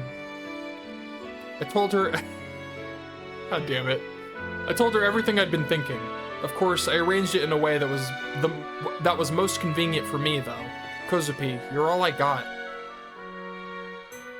コズピのこといじめない I won't. I want you to protect me from the people who want to bully me. コズピは守れないよ But you've got a D sword. だってあの子のことうまく扱えないぽ By her, you mean the D sword? Kozue nodded at my question. Then she began to shiver. だからねさっきのドカバキクシャーはコズピのせいじゃ The Kerbam swing.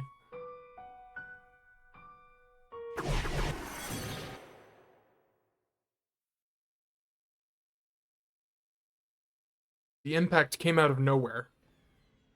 A vision like a flashback exploded in my brain. School, the roof, red, a sea of blood.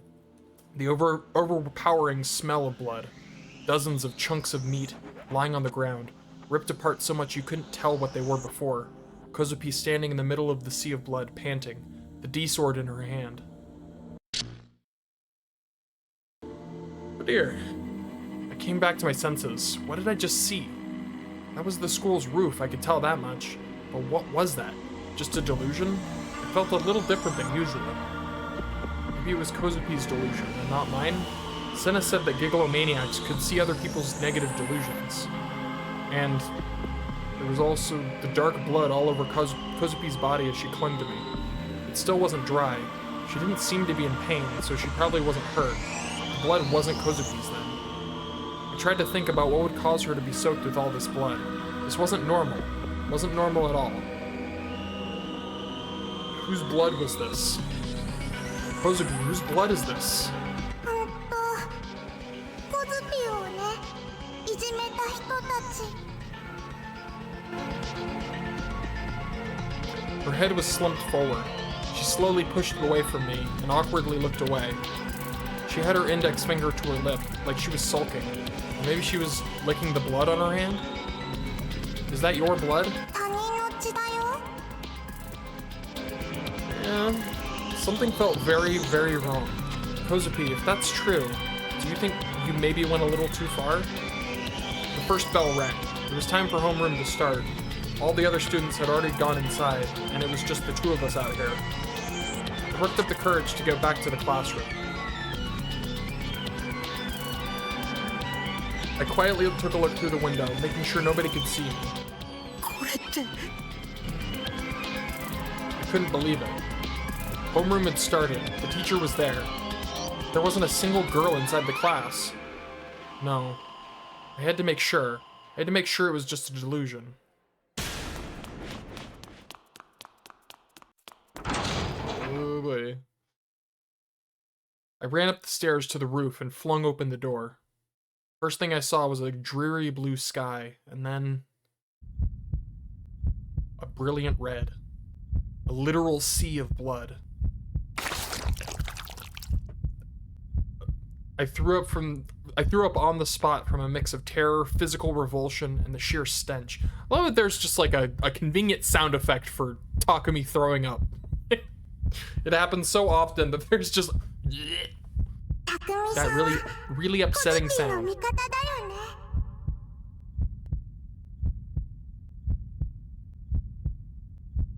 I gasped. I turned around and Kozue was standing there. She had tears in her eyes, but she was looking at me, covered in blood, and smiling innocently.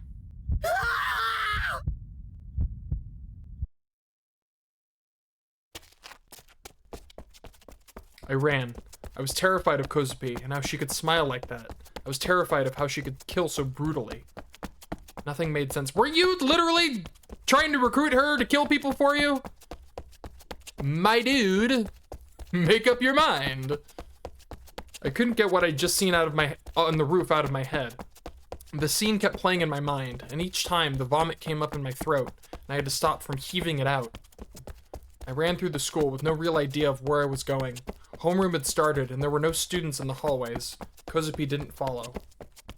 What should I do? What should I do? What should I do? Was running the right move? Should I have stayed with Kozue? What if running made her think I was an enemy? If she thought I was an enemy, would she do to me what she did to the girls on the roof? Please, no. No. But then what was I supposed to do? Even if I went back, I wouldn't have any idea what to say to her. I ran, staggering and almost tripping several times. When I rounded a corner, I barely avoided running into someone. Where the hell's Senna, by the way? It was Misumi and the Dokun boys who'd been making fun of me.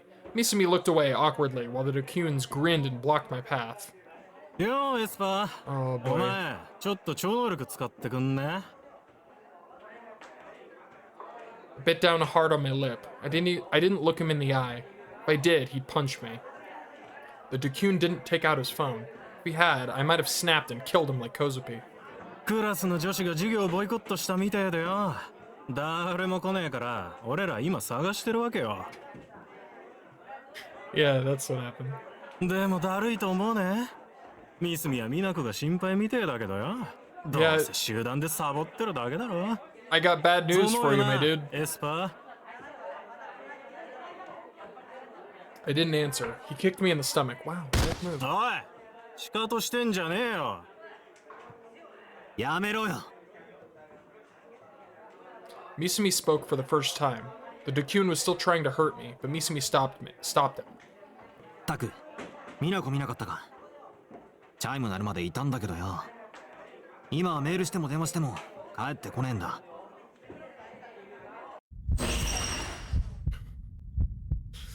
I mean, technically, I've seen her. I couldn't tell him. I couldn't tell him what I'd seen on the roof. I didn't know for sure who Minako was, but it was probably his current girlfriend. Was she one of the bodies up on the roof then? And what about Rimi? Did Kozue kill Rimi too? No, that was impossible. Rimi had been missing for a while now. She hadn't been coming to school. And Why was I worried about Rimi right now? Why was I still expecting anything from her? She was never coming back for me, right? なあエスパー、お前なんで服に血がついてんだ？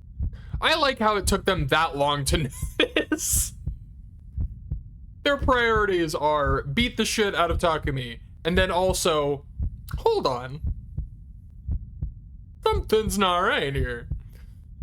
I froze. That blood was from when Kozue had grabbed onto me. It had stained the bottom of my shirt. Misumi gasped in surprise. He also just didn't notice. Wow. Incredible. 何かあったのか？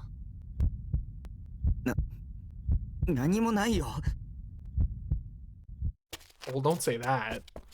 I turned around and ran. I could hear him calling after me, but I ignored it. I ran down the stairs. But I was in such a confused hurry that I tripped and fell, rolling down the stairs all the way to the landing. I didn't have the strength to get up again. Was I never going to have a single moment of peace again?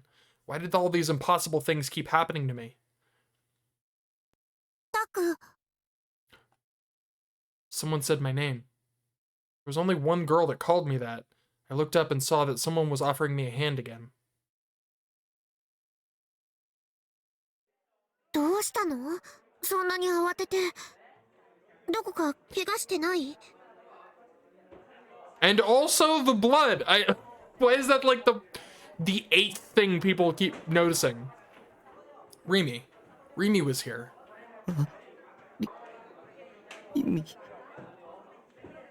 僕は I was about to cry, but didn't want to embarrass myself. I held back the tears and took her hand. It was warm. Rimi helped me to my feet. 本当に大丈夫？かなり派手に転んでたけど。 I looked to see if anything was broken and patted the dirt off my body. リミ、どこへ？ Where have you been? Why didn't you contact me? Didn't you say you were going to protect me? ああ、私は今日は遅刻。 No, that wasn't what I meant.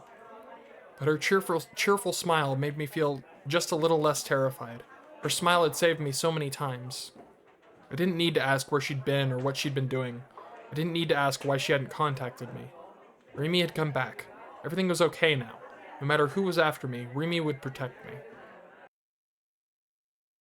Would she really protect me? Was it really only just chance that Kozue hadn't killed her? The thought popped up in the corner of my mind, and once it was there, it wouldn't go away. She hadn't come to school for ages, and now, by sheer luck, here she was today, and by sheer luck, the day she decided to come back, she'd been late? And by sheer luck, the day she decided to come was the day that Kozue killed a bunch of people. No, I couldn't let myself think these negative thoughts. I rubbed my temples with my finger and calmed myself down. なんだか具合も悪そうだね。保健室に連れてってあげる。そこで少し休んだ方がいいよ。 She started to pull me by the hand. ほら、行こう。 Did she not know what had happened on the roof? I guess she wouldn't. She said she was late after all. And she was probably just not bringing up the blood on my clothes because she didn't want to make things awkward. Well, how considerate of her.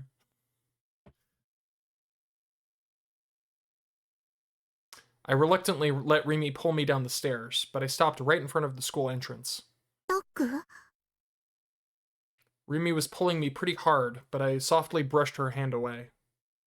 A left at the end of the hallway would take us to the teacher's office, and past that, the nurse's office. Or I could go out the school... bleh. Or I could go out the entrance and out into the yard. Past the yard would be the school gate. I didn't want to talk to anybody today if I didn't have to.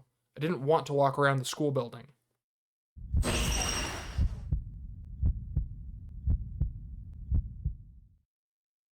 It wouldn't be too long before someone saw what had happened on the roof. When that happened, there'd be a panic. With all this blood on my clothes, they might think I was the killer. I wanted to get out of here now. I decided I should just head out the entrance instead of going to the nurse's office. I turned around to tell Rimi about Kozue and what I'd seen when...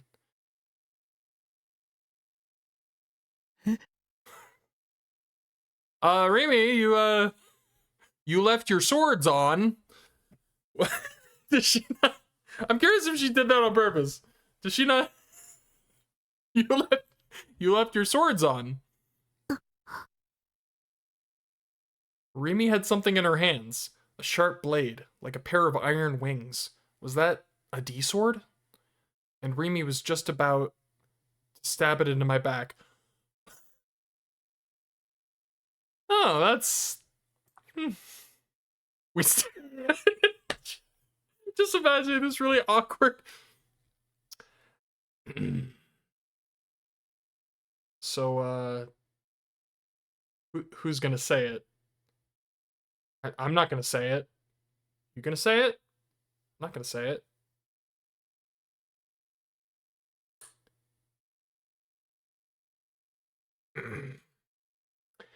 We stared at each other. Her eyes were filled with sorrow. She was the first to look away. ごめんね。 She whispered something. She whispered before she swung the sword. She was trying to kill me. Remy was trying to kill me.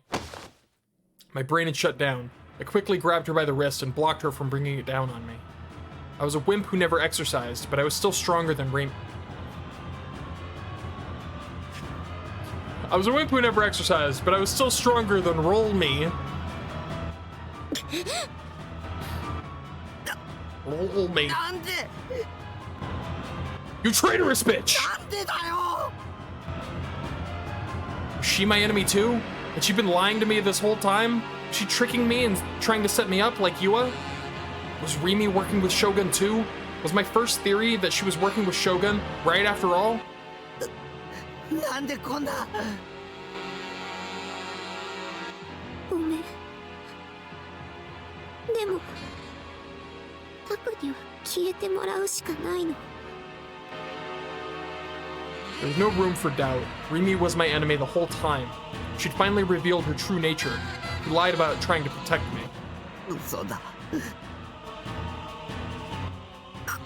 こんなの嘘だ。嘘ついた。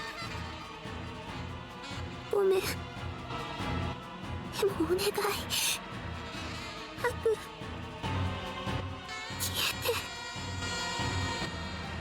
ふざけるな、ふざけるなよ。僕がどれだけリミのことを信用してたと思ってるんだ。どれだけリミを頼りにしてたと思ってるんだ。なんでそんな簡単に人を裏切れるんだよ。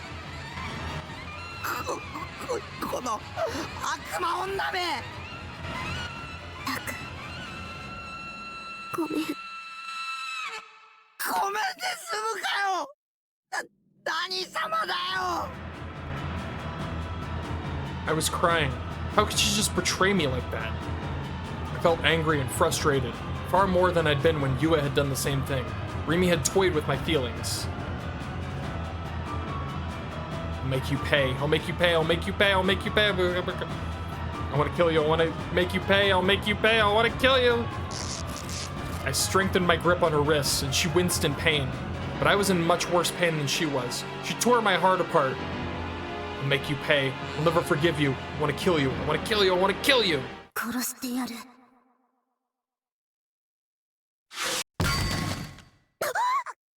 Oh shit. Suddenly, did Kozue just fucking get her with the combo slice? Remy's body disappeared from view. She'd been slammed into the rows of shoe lockers next to me. The impact was hard. The lockers fell over, shattered and broken. She was buried in the rubble, and I couldn't see her. Dust had flown up everywhere. At first, I didn't understand what had happened. たくみさんの心の叫びね。聞こえたよ。 Kozue was there with her D-sword. Her expression was pained. There was sweat on her face, but she was forcing herself to smile. 殺したいって、許せないって。だから、殺してあげたのら。 Jesus Christ. It was Kozupi's inner voice. 殺した。本当に殺し。 Huh. I walked over to the lockers, unable to believe what had just happened. I touched the D-sword she'd been holding with the tip of my fingers. It had left its owner's hands and was lying on the floor. There was a liquid slowly spilling out from under it. It was blood. Whose blood? I didn't even need to think that much to realize the answer. A moment later, the D-sword collapsed into black particles and disappeared. Rimi was dead? Just like that? I didn't have it in me to find out for sure. I was so sad and so frustrated and angry. I killed my feelings. Or maybe they died on their own. It didn't even matter. The tears had stopped. コズピー、僕を助けて。 Kozue was all I could rely on now. Rimi had betrayed me, but I still wanted someone to believe in. No, maybe I just wanted somebody to stay with me. Maybe that stuff about wanting someone to protect me was all just an excuse. Maybe I just didn't want to be alone.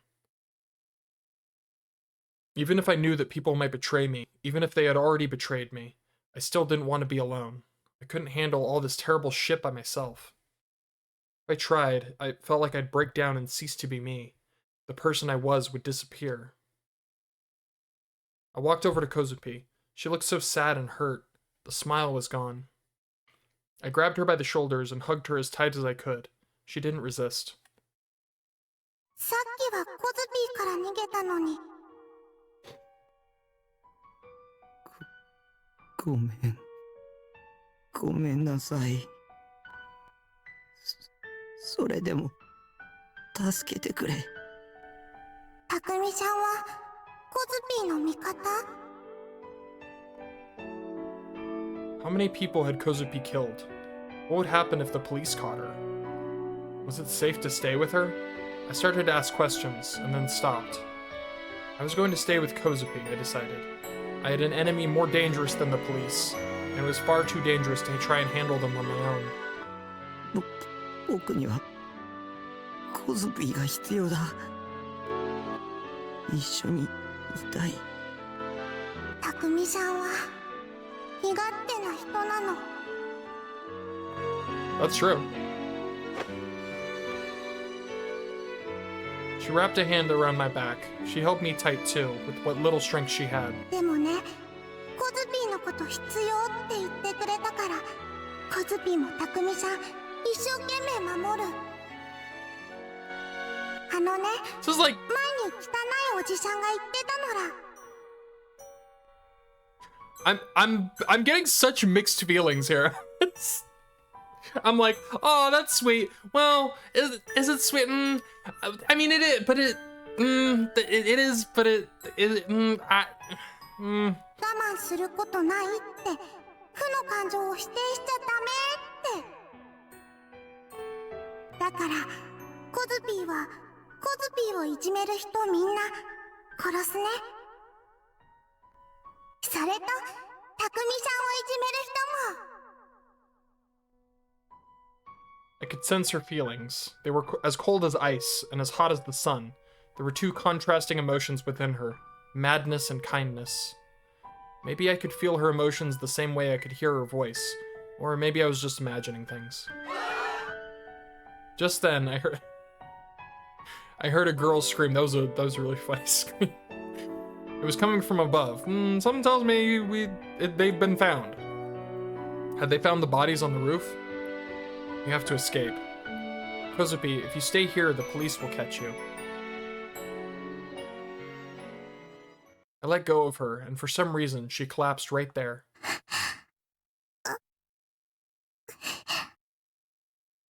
What's wrong? すごく疲れてるのら体だる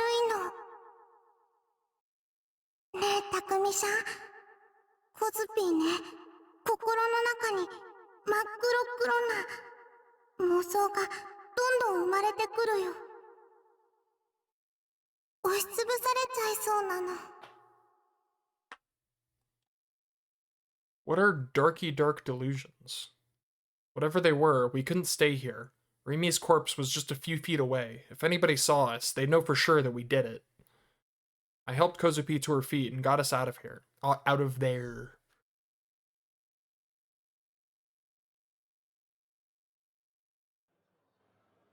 We walked down the hallway. I thought about leaving the school, but both of us were soaked in blood, and Kozue could barely walk. It felt like if we left, the police would spot us immediately. The best move might be to hide in an empty classroom somewhere. The air was tense. The scream had set the whole school on edge, and I could hear the murmurings from the classroom getting louder and louder.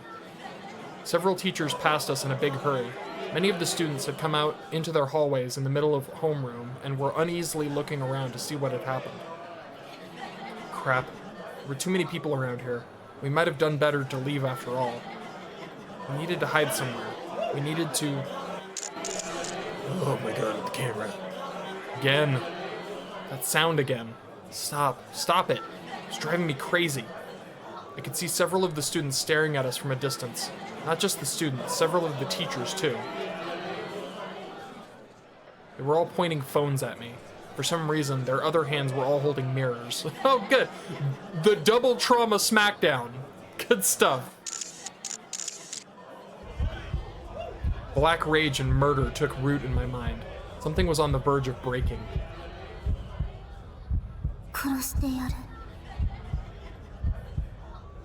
Kozue must have sensed what I was feeling, because her inner voice was filled with murder too.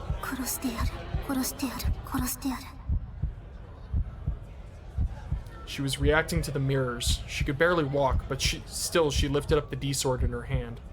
Kozue, no! I grabbed her tiny body and tried to run.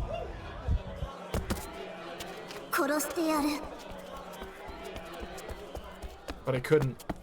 She knocked me away with unbelievable ferocity, and then charged at the group holding the mirrors.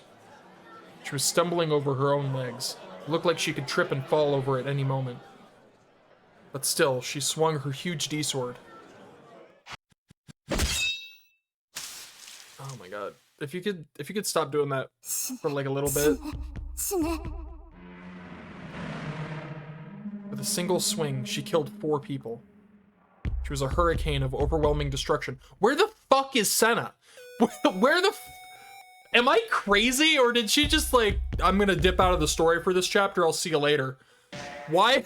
What? I'm just gonna be chilling over here eating a popsicle while you guys deal with this. She wasn't even holding her sword right. She wasn't moving like someone with any training would. She was half bent over and flailing wildly, but the blade flew in an arc that was unbelievably fast and precise. It killed them all in a single strike. Almost as if she wasn't just swinging a blade, but a weapon that had a life of its own. Kozue dropped to the ground and crouched in a ball, covered in blood.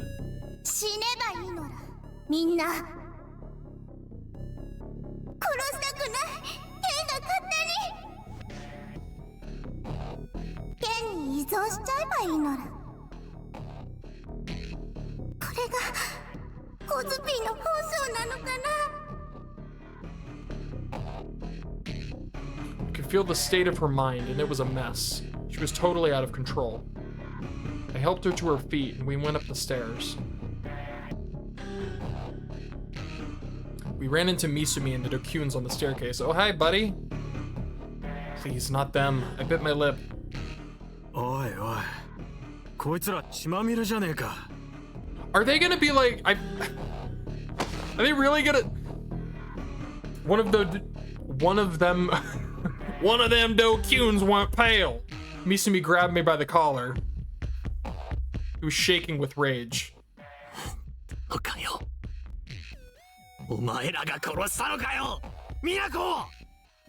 Technically, no. Who the hell was Minako? Before I could answer, one of the Dokuns made him stop. There's no puncture. There's no period. I feel like there should be a period there. You're only saying that because you don't want to die. I'm pretty sure he's only saying that because he doesn't want to die.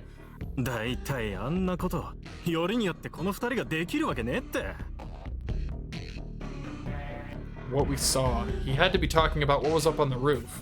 それよりよ、エスパー。僕は Oh, I'm just kidding. Yes, Apparently Pasha. they truly just have no self-preservation instincts whatsoever. うるせえよ。口答えすんな、カス。Yeah, no, they literally just have no brain in their brains. I tried to tell him I wasn't a psychic, but he cut me off. He glared at me and I flinched. I felt so pathetic. I wondered if Kozue would kill them if I wanted them dead. 殺してもいいよ。 I mean, you know, maybe don't use her as a weapon if you can avoid it. Like, let's not. Maybe just don't. Don't worry about it. There were two contradictory feelings inside Kozue. 殺せない。殺すことも受け入れるべきなの。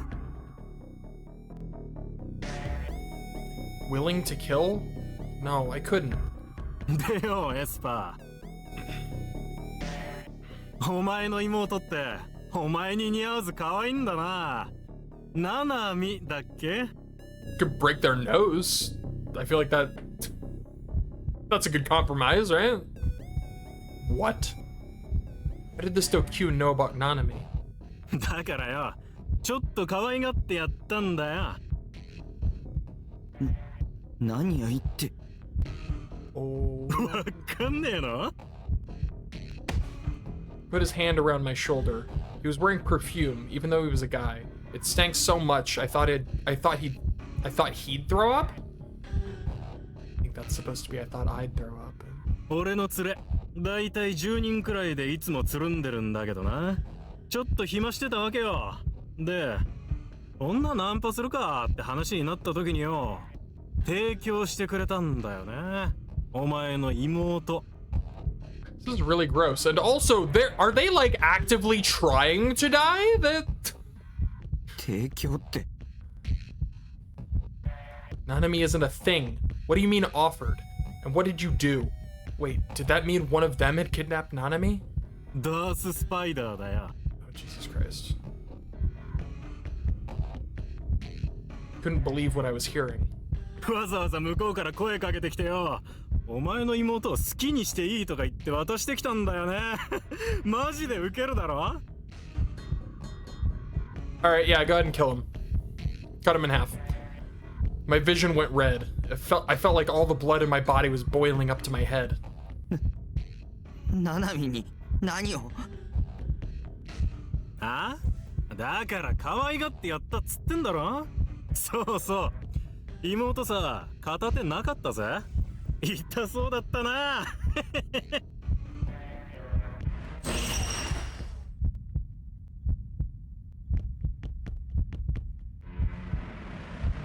So that was real? But it had disappeared from my room after I'd left. なあ、ミスミ。お前も教えてやれよ。お前だってあの場にいたんだからよ。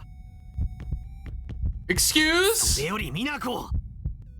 Alright, kill them all. Kill them all. Make them all die. Cut them in half. Cut them up.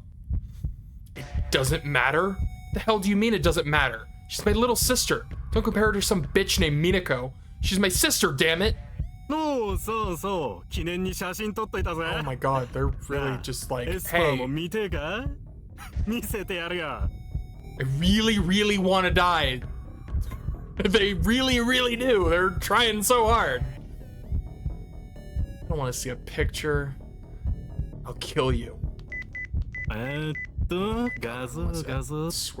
I swear to God. あった。 If こ you れ show こ me れ a。picture, you. ほら。見ろよ、エスパ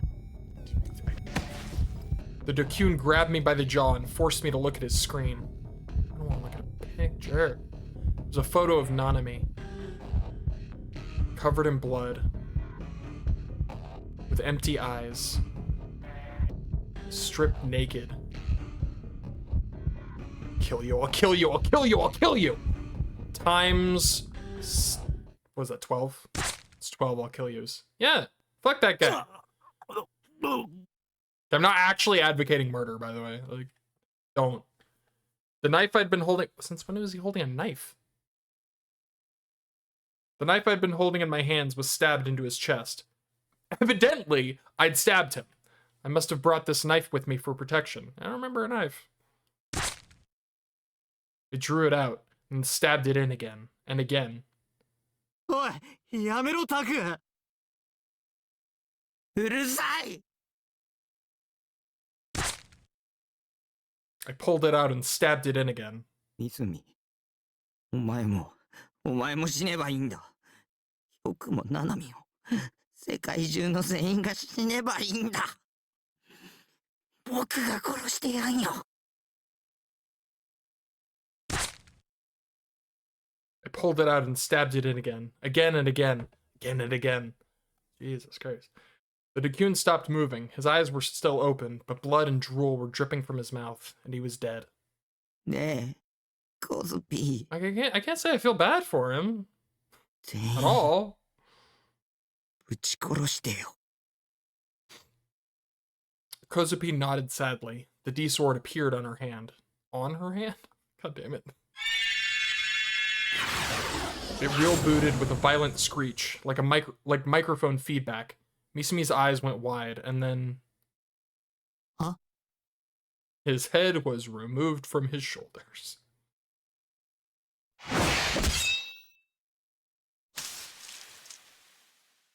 Again, don't feel bad for him. It took only an instant. Kozupi swung the sword so hard that she lost her balance and fell flat on her butt. Misumi's body fell on top of her, staining her clothes even darker with blood. She knocked it off of her, looking annoyed, and then smiled at me. 匠さんも殺しちゃったね。 This is so fucked. Was she sad? In pain? Happy?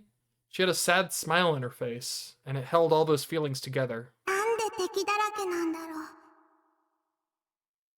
う。もうやだ。 Her heart was crying.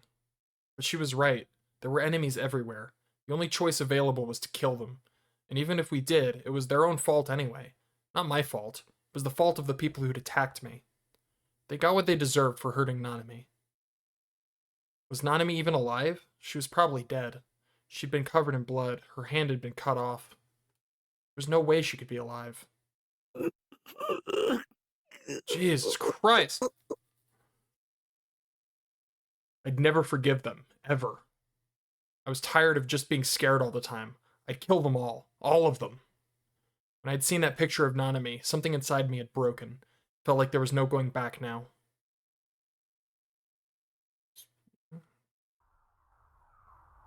Oh, hey! Speaking of murderers, how's it going, Sua? Mamoru Sua was standing at the gate of Suime Academy, looking at the school building. He parked his car in front and was leaning up against it. He was wearing a suit, but also had a backpack on, too. The machine inside was making a strange noise. Even from here, he could tell that the school was in an uproar. He chuckled. 今日こそ西条匠のコードサンプルを手に入れなきゃっすからね。 He spoke to nobody in particular. There were several men standing around him. Unlike him, they were wearing casual clothes. The one thing they all had in common, though, was the backpacks they were wearing. All of them were silently staring at the building. None of them spoke to each other, nor did Sua. Anything he said to himself. そのためにこの学校を実験場にしたんすから。もともとここはそのためにのぞみが作ったんすけどね。 Alright, that explains all the weird mirror shit, I suppose. Suime Academy had been founded by an NPO under the control of Nozomi Technologies and the Cosmic Church of the Divine Light. The number of gigalomaniacs here wasn't a coincidence. They'd been brought here by Nozomi, and none of them had the slightest clue. Still, though, Sua sighed. He tried any number of ways to bring Takumi Nishijo to the breaking point. He'd made a number of attempts to get the boy's code sample, but the kid was an even bigger loser than he'd thought. He showed no signs of an awakening as a gigalomaniac. When he started this project, Sua had no idea Takumi would be such a pain in the ass. But as of today, that was over. もう回りくどいことはなしで、とっておきの祭りを提供してやるっすよ。 I hate you so much. A lot of innocent people were going to die, but that didn't matter. The leader of the Cosmic Church of the Divine Light had told him. In any event, the third melt was going to destroy Shibuya this afternoon. No matter how many kids died here, it would be easy to make up a story about them dying in the earthquake. Nobody would question it. さてと。じゃあ行きますかね。Sua opened the trunk and took out his Darth Spider helmet. I cannot. Every time I'm reading this and I'm like, they get to the words Darth Spider and I cannot take it seriously.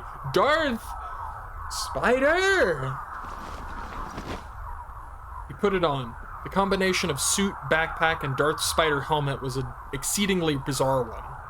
But he himself didn't seem to care. He strolled up to the entrance and casually walked inside. The other men with backpacks wordlessly followed after. Ugh.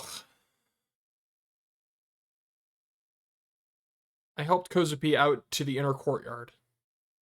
Hey, there you are! Hey, Senna, how's it going? You've been sleeping lately,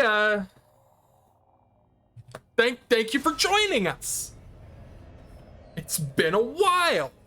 Where you been? Senna was waiting for us there. She decided to get off her ass and put down her popsicle. She glared at us when she saw us, the D-sword that was in her hand. It was real booted already and glowing with a red light. お前たちはバカだ。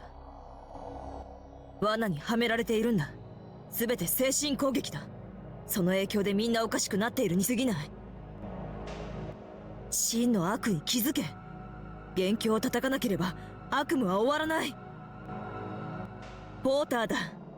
リュックを背負っている奴らがどこかにいるはず。そいつらが妄想攻撃を。セナさんはコズピーの味方だよね。コズ？真の悪って何？その影響があるから何なのかな。コズピーとタクミさんを攻撃してきたゴキさんたちはね、自動的に敵だよ。だから殺すの。殺したくない。Kozupi's inner voice was contradicting itself again. それが敵の思うツボなんだ。みんなでストーカーしてくるんだもん。怖いんだもん。コズピーでなくなっちゃいそうになるんだもん。It was the same for me. The sound of a cell phone shutter, the creaking sound of the wheelchair, just hearing them was enough to break me down. It was enough to make me lose control and give in to murderous impulses. In fact, I had already had given in. お前たちは何と戦っているのか把握しているのか。I didn't know who our enemy was. I couldn't tell anymore. Was it Shogun? Somebody else? I didn't even know who was attacking me. The only thing I knew was that the whole world was my enemy. 妄想に惑わされるな。お前たちは自分の妄想によって殺されようとしている。コズ、それ以上ディソードを使うんじゃない。負の物質がお前の心と体を侵食しているんだ。まともに歩けなくなっているんだろう。このままだとお前という存在が崩壊する。セナさんはコズピーたちの味方？ Kozupi asked the same question. She sounded like she was seeking somebody to save her. I gulped and waited for Senna's answer. I wasn't expecting anything.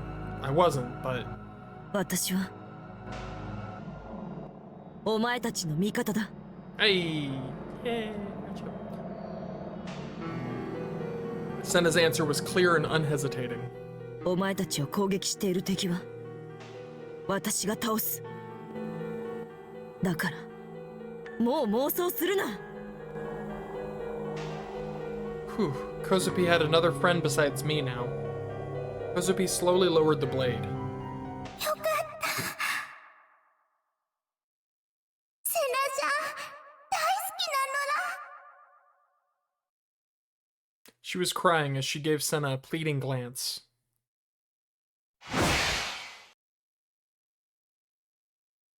Then suddenly, she struck out with the D-sword.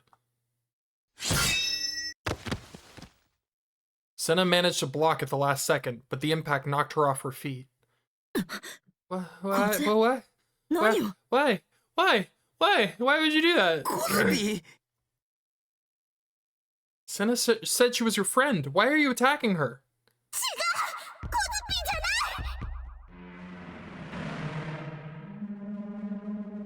She yelled as she brought down the She yelled as she brought the blade down on a prone Senna.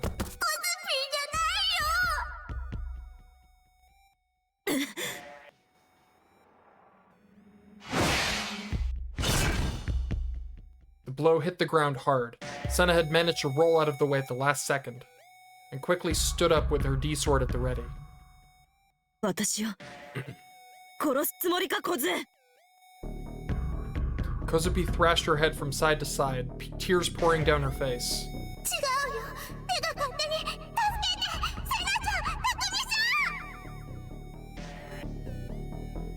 What the hell was going on? 負の妄想に取り憑かれてしまっている。 It's, I mean, it is fascinating. It's like this idea of like these like intrusive, terrifying, fucked up thoughts that like everybody has. But what if they were real? Like, what if they just sort of like if these thoughts you just sort of pop up in your brain, you couldn't help but put them into the world. I feel like, yeah, that's, you'd probably turn out something like that. It's terrifying. 自分でディソードを制御できていないのか。 Wait, does that mean she's turned into a killing machine and is murdering people whether she wants to or not? You really just got that, my dude? 小杖、 Just ディソー noticed? ドを消せ。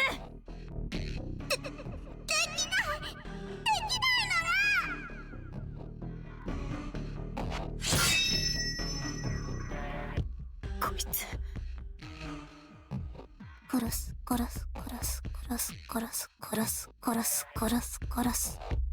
Yeah, this is intrusive thoughts, Kozue. You just should. God, it's terrifying. I heard a voice, not an inner voice, Kozupi's real voice, was saying one word over and over again: kill. But her inner voice was saying the opposite. Jesus Christ. セナ、コズビを助けてあげてよ。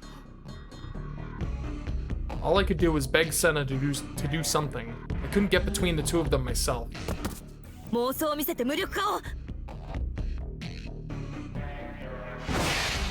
Something nice and pleasant and flowery and happy. Preferably involving beads of some kind. Kozupi's attacks kept coming. She'd swung the D-sword once, and then again, and then again. Each attack was the same, like she didn't know any other way to fight.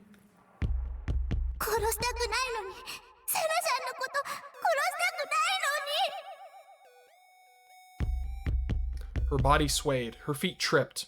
Her face wasn't even looking toward Senna, but her attacks were still deadly accurate.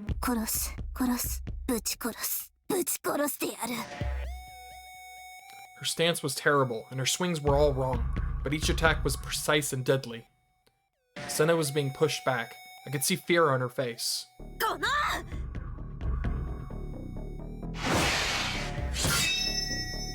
Their D-swords collided. Senna was knocked back. She was thrown off guard. Kozupi's D-sword slashed out at impossible angles that ignored physical laws. Oh no. God damn it. Blood sprayed out from her slender body. それは妄想だ。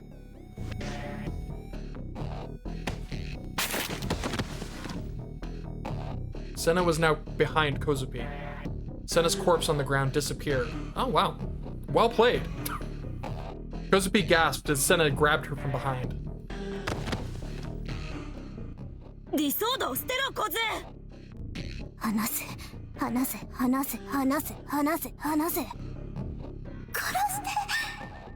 ピーのこと殺してセナシャン。コズピーは悪くない。みんなが悪いんだ。こんな自分もう見たくない。セナさんも殺したくない。だから Kozupi's mind and body were contradicting each other.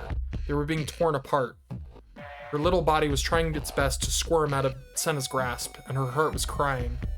頼む。剣を捨ててくれ、小杖。元に戻ってくれ。私はお前を見捨てたりしない。お前は私のたった一人の友達だ。Senna's eyes were wet. I never thought I'd see Senna cry. Then Kozupi's arms moved in a strange way. A way that shouldn't have been able... The way they shouldn't have been able to move at all.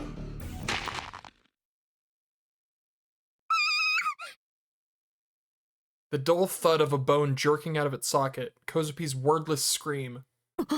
Jesus Christ.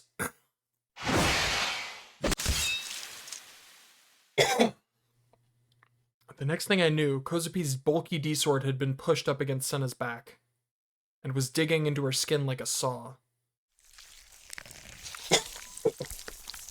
Senna's clothes were turning bright red, and that sound is absolutely awful. I hate it.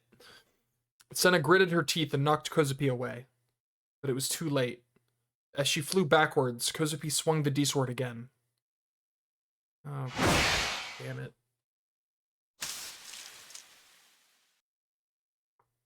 It tore open Senna's side.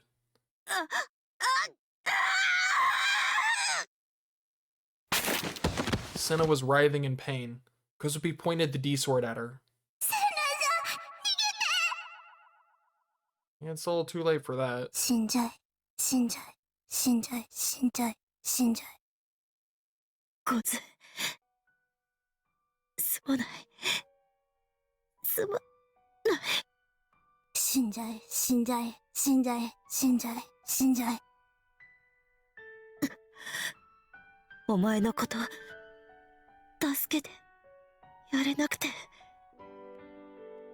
私のこと慕ってくれたのに、私はお前の力になれなくて。死んじゃえ、死んじゃえ、死んじゃえ、死んじゃえ、死んじゃえ。お前の SOS もっと早く気づいてあげられたら。梢と話している時間が私にとって唯一ほっとできる時間だった。死んじゃえ、死んじゃえ、死んじゃえ、死んじゃえ、死んじゃえ。慕ってくれてありがとう。死ね。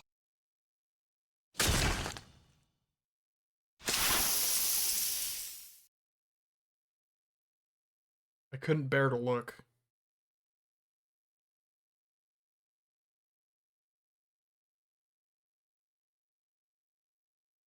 死んだの？ She was dead. Senna was dead, too. She was Kozupi's friend. Maybe Senna could have helped us. But Kozupi had killed her. The D-sword was still sticking out of her friend's corpse. Her arm was hanging out of its socket, unable to move. Kozupi's expression was a cross between a smile and sadness. セナちゃん。セナちゃん、返事して。一緒にガルガリ君食べに行こうよ。匠さんと3人で。また写真撮って。また。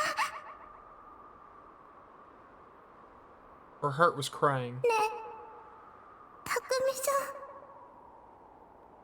セナさん、どうして返事してくれないのかな。どうして。 Senna is dead. 殺しちゃった。殺しちゃったよ。 Kozupi now crouched on the ground where she once stood. She was holding Senna with one arm. She buried her face in her long black hair, which had once been pretty, but was now covered with blood. こ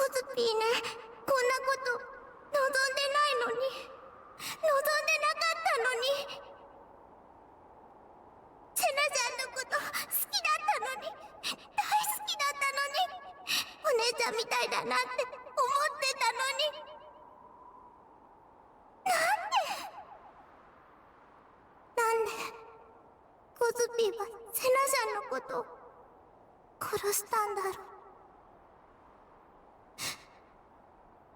で？信仰の救いっすよ。Man, get your dumb ass Darth Spider looking fucking face out of here! Read the room, bitch! I saw a man standing there with a Darth Spider helmet on his head. I couldn't tell when he'd show up. He had a gun in his hand. He was pointing it at us. God, fuck this guy. Fuck this guy so much.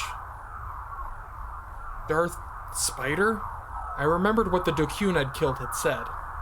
That Darth Spider had offered them Nanami. お前か。さあ、何のことっすか？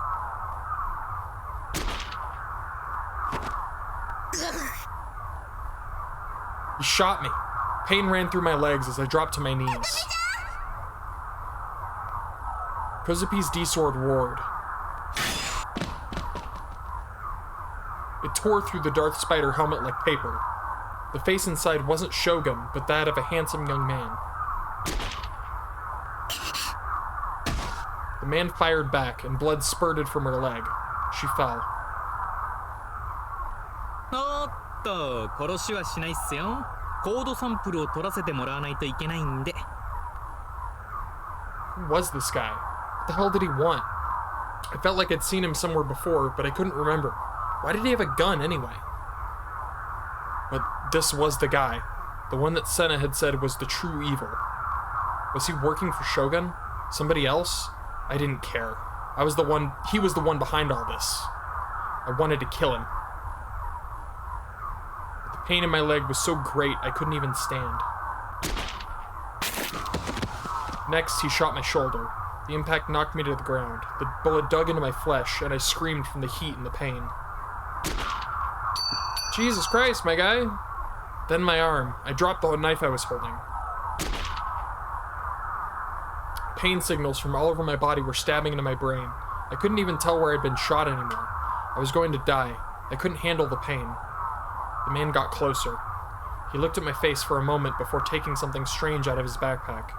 It looked like some kind of headgear, with lots of cords. 殺す。that was terrifying. 何？殺してやる。 She stood up slowly. She was dragging a leg behind her. She could barely even hold her sword.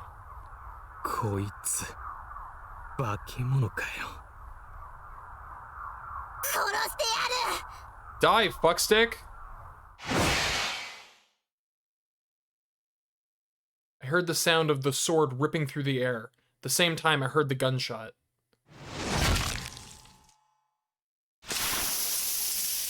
That was a pleasant sound.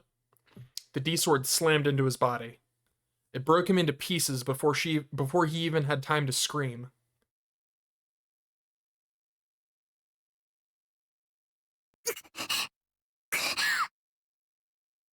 Kozue moaned and spat out blood. His last gunshot had hit her in the chest. Oh, fuck. She fell face up in one of the flower beds. Countless black particles were gathering around her D-sword. The terrifying weapon of violence, beautiful and cruel, was beginning to shimmer out of existence. たくみさん。コズピーね。もう、ダメみたい。 I crawled over to her, forcing myself to ignore the pain coming from my whole body. A moment ago, my body had felt so hot. Now it felt terribly cold, like I'd jumped into a lake in the middle of winter. I couldn't stop shaking. I was losing feeling in my fingers. My vision was getting blurry.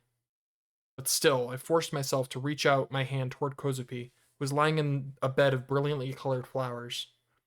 My cold fingers touched her soft, warm hands. I clenched them tight, as if seeking something.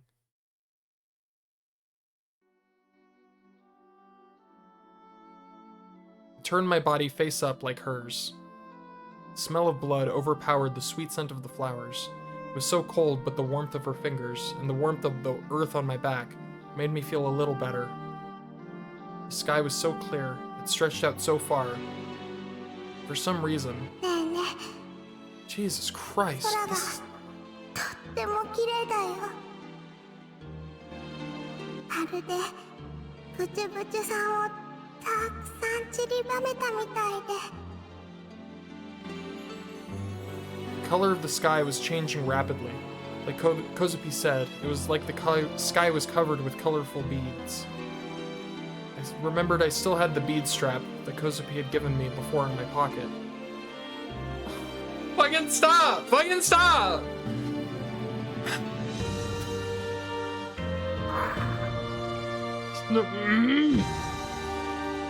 I took it out, and the two of us held it together. I could barely grip it, but I didn't care. コズピーもあんな風に空に浮かぶブチブチさんになりたいな。 You can. Throw away... God damn it. Throw away your shithole of a body. Throw away the shithole of a world. And just become a star. Then you won't feel any pain or sadness at all. Then you can be at peace. たくみさんも一緒に来てくれる？ Of course. We'll be together forever. You were the one person who never betrayed me. You were the one person who helped me until the end. Fuck!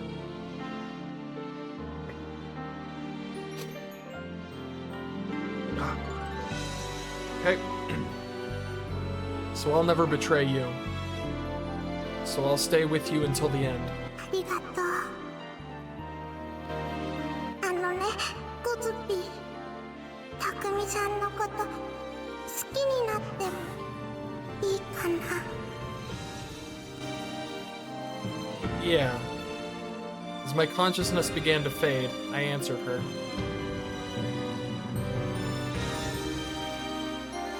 I could tell the warmth was fading from her hand. I could feel the strength draining from her fingers. But I kept holding on and trying not to cry. I've already failed on that account, don't worry about it. The sky was turning white.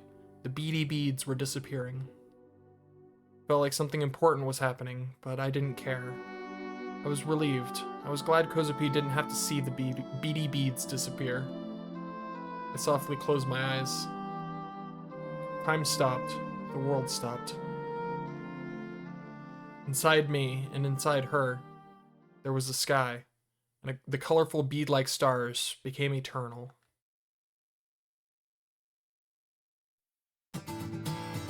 Fuck, dude! Stop! Jesus Christ, every time I think like, oh man, that was the craziest, darkest, most intense thing ever, and the image in the background, you can't do that. That's cheating. You can't have something like that happen and then this. You show someone these credits and then have them guess what preceded them. It never happens. What the fuck? You can't do that shit to me. Stop it.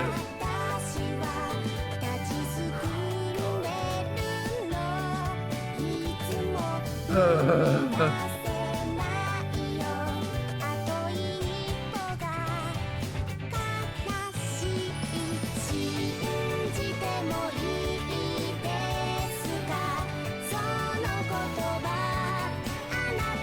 know what the worst part is? This is actually pretty catchy. Like I'm vibing, and I can't tell if I should be crying or vibing.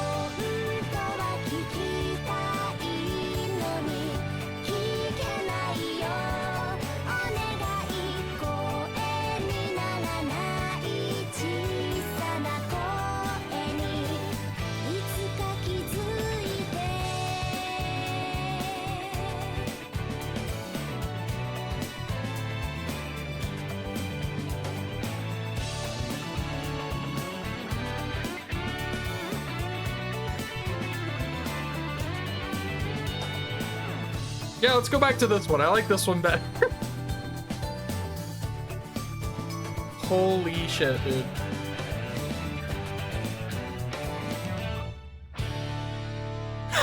That's okay, that's great. He put the logo in her hand. Man, that's clever. I like that. All right, well, a disease that leads to slaughter. I mean, yeah, that does pretty accurately describe what happened. It did, in fact, lead to slaughter. There sure was a lot of that.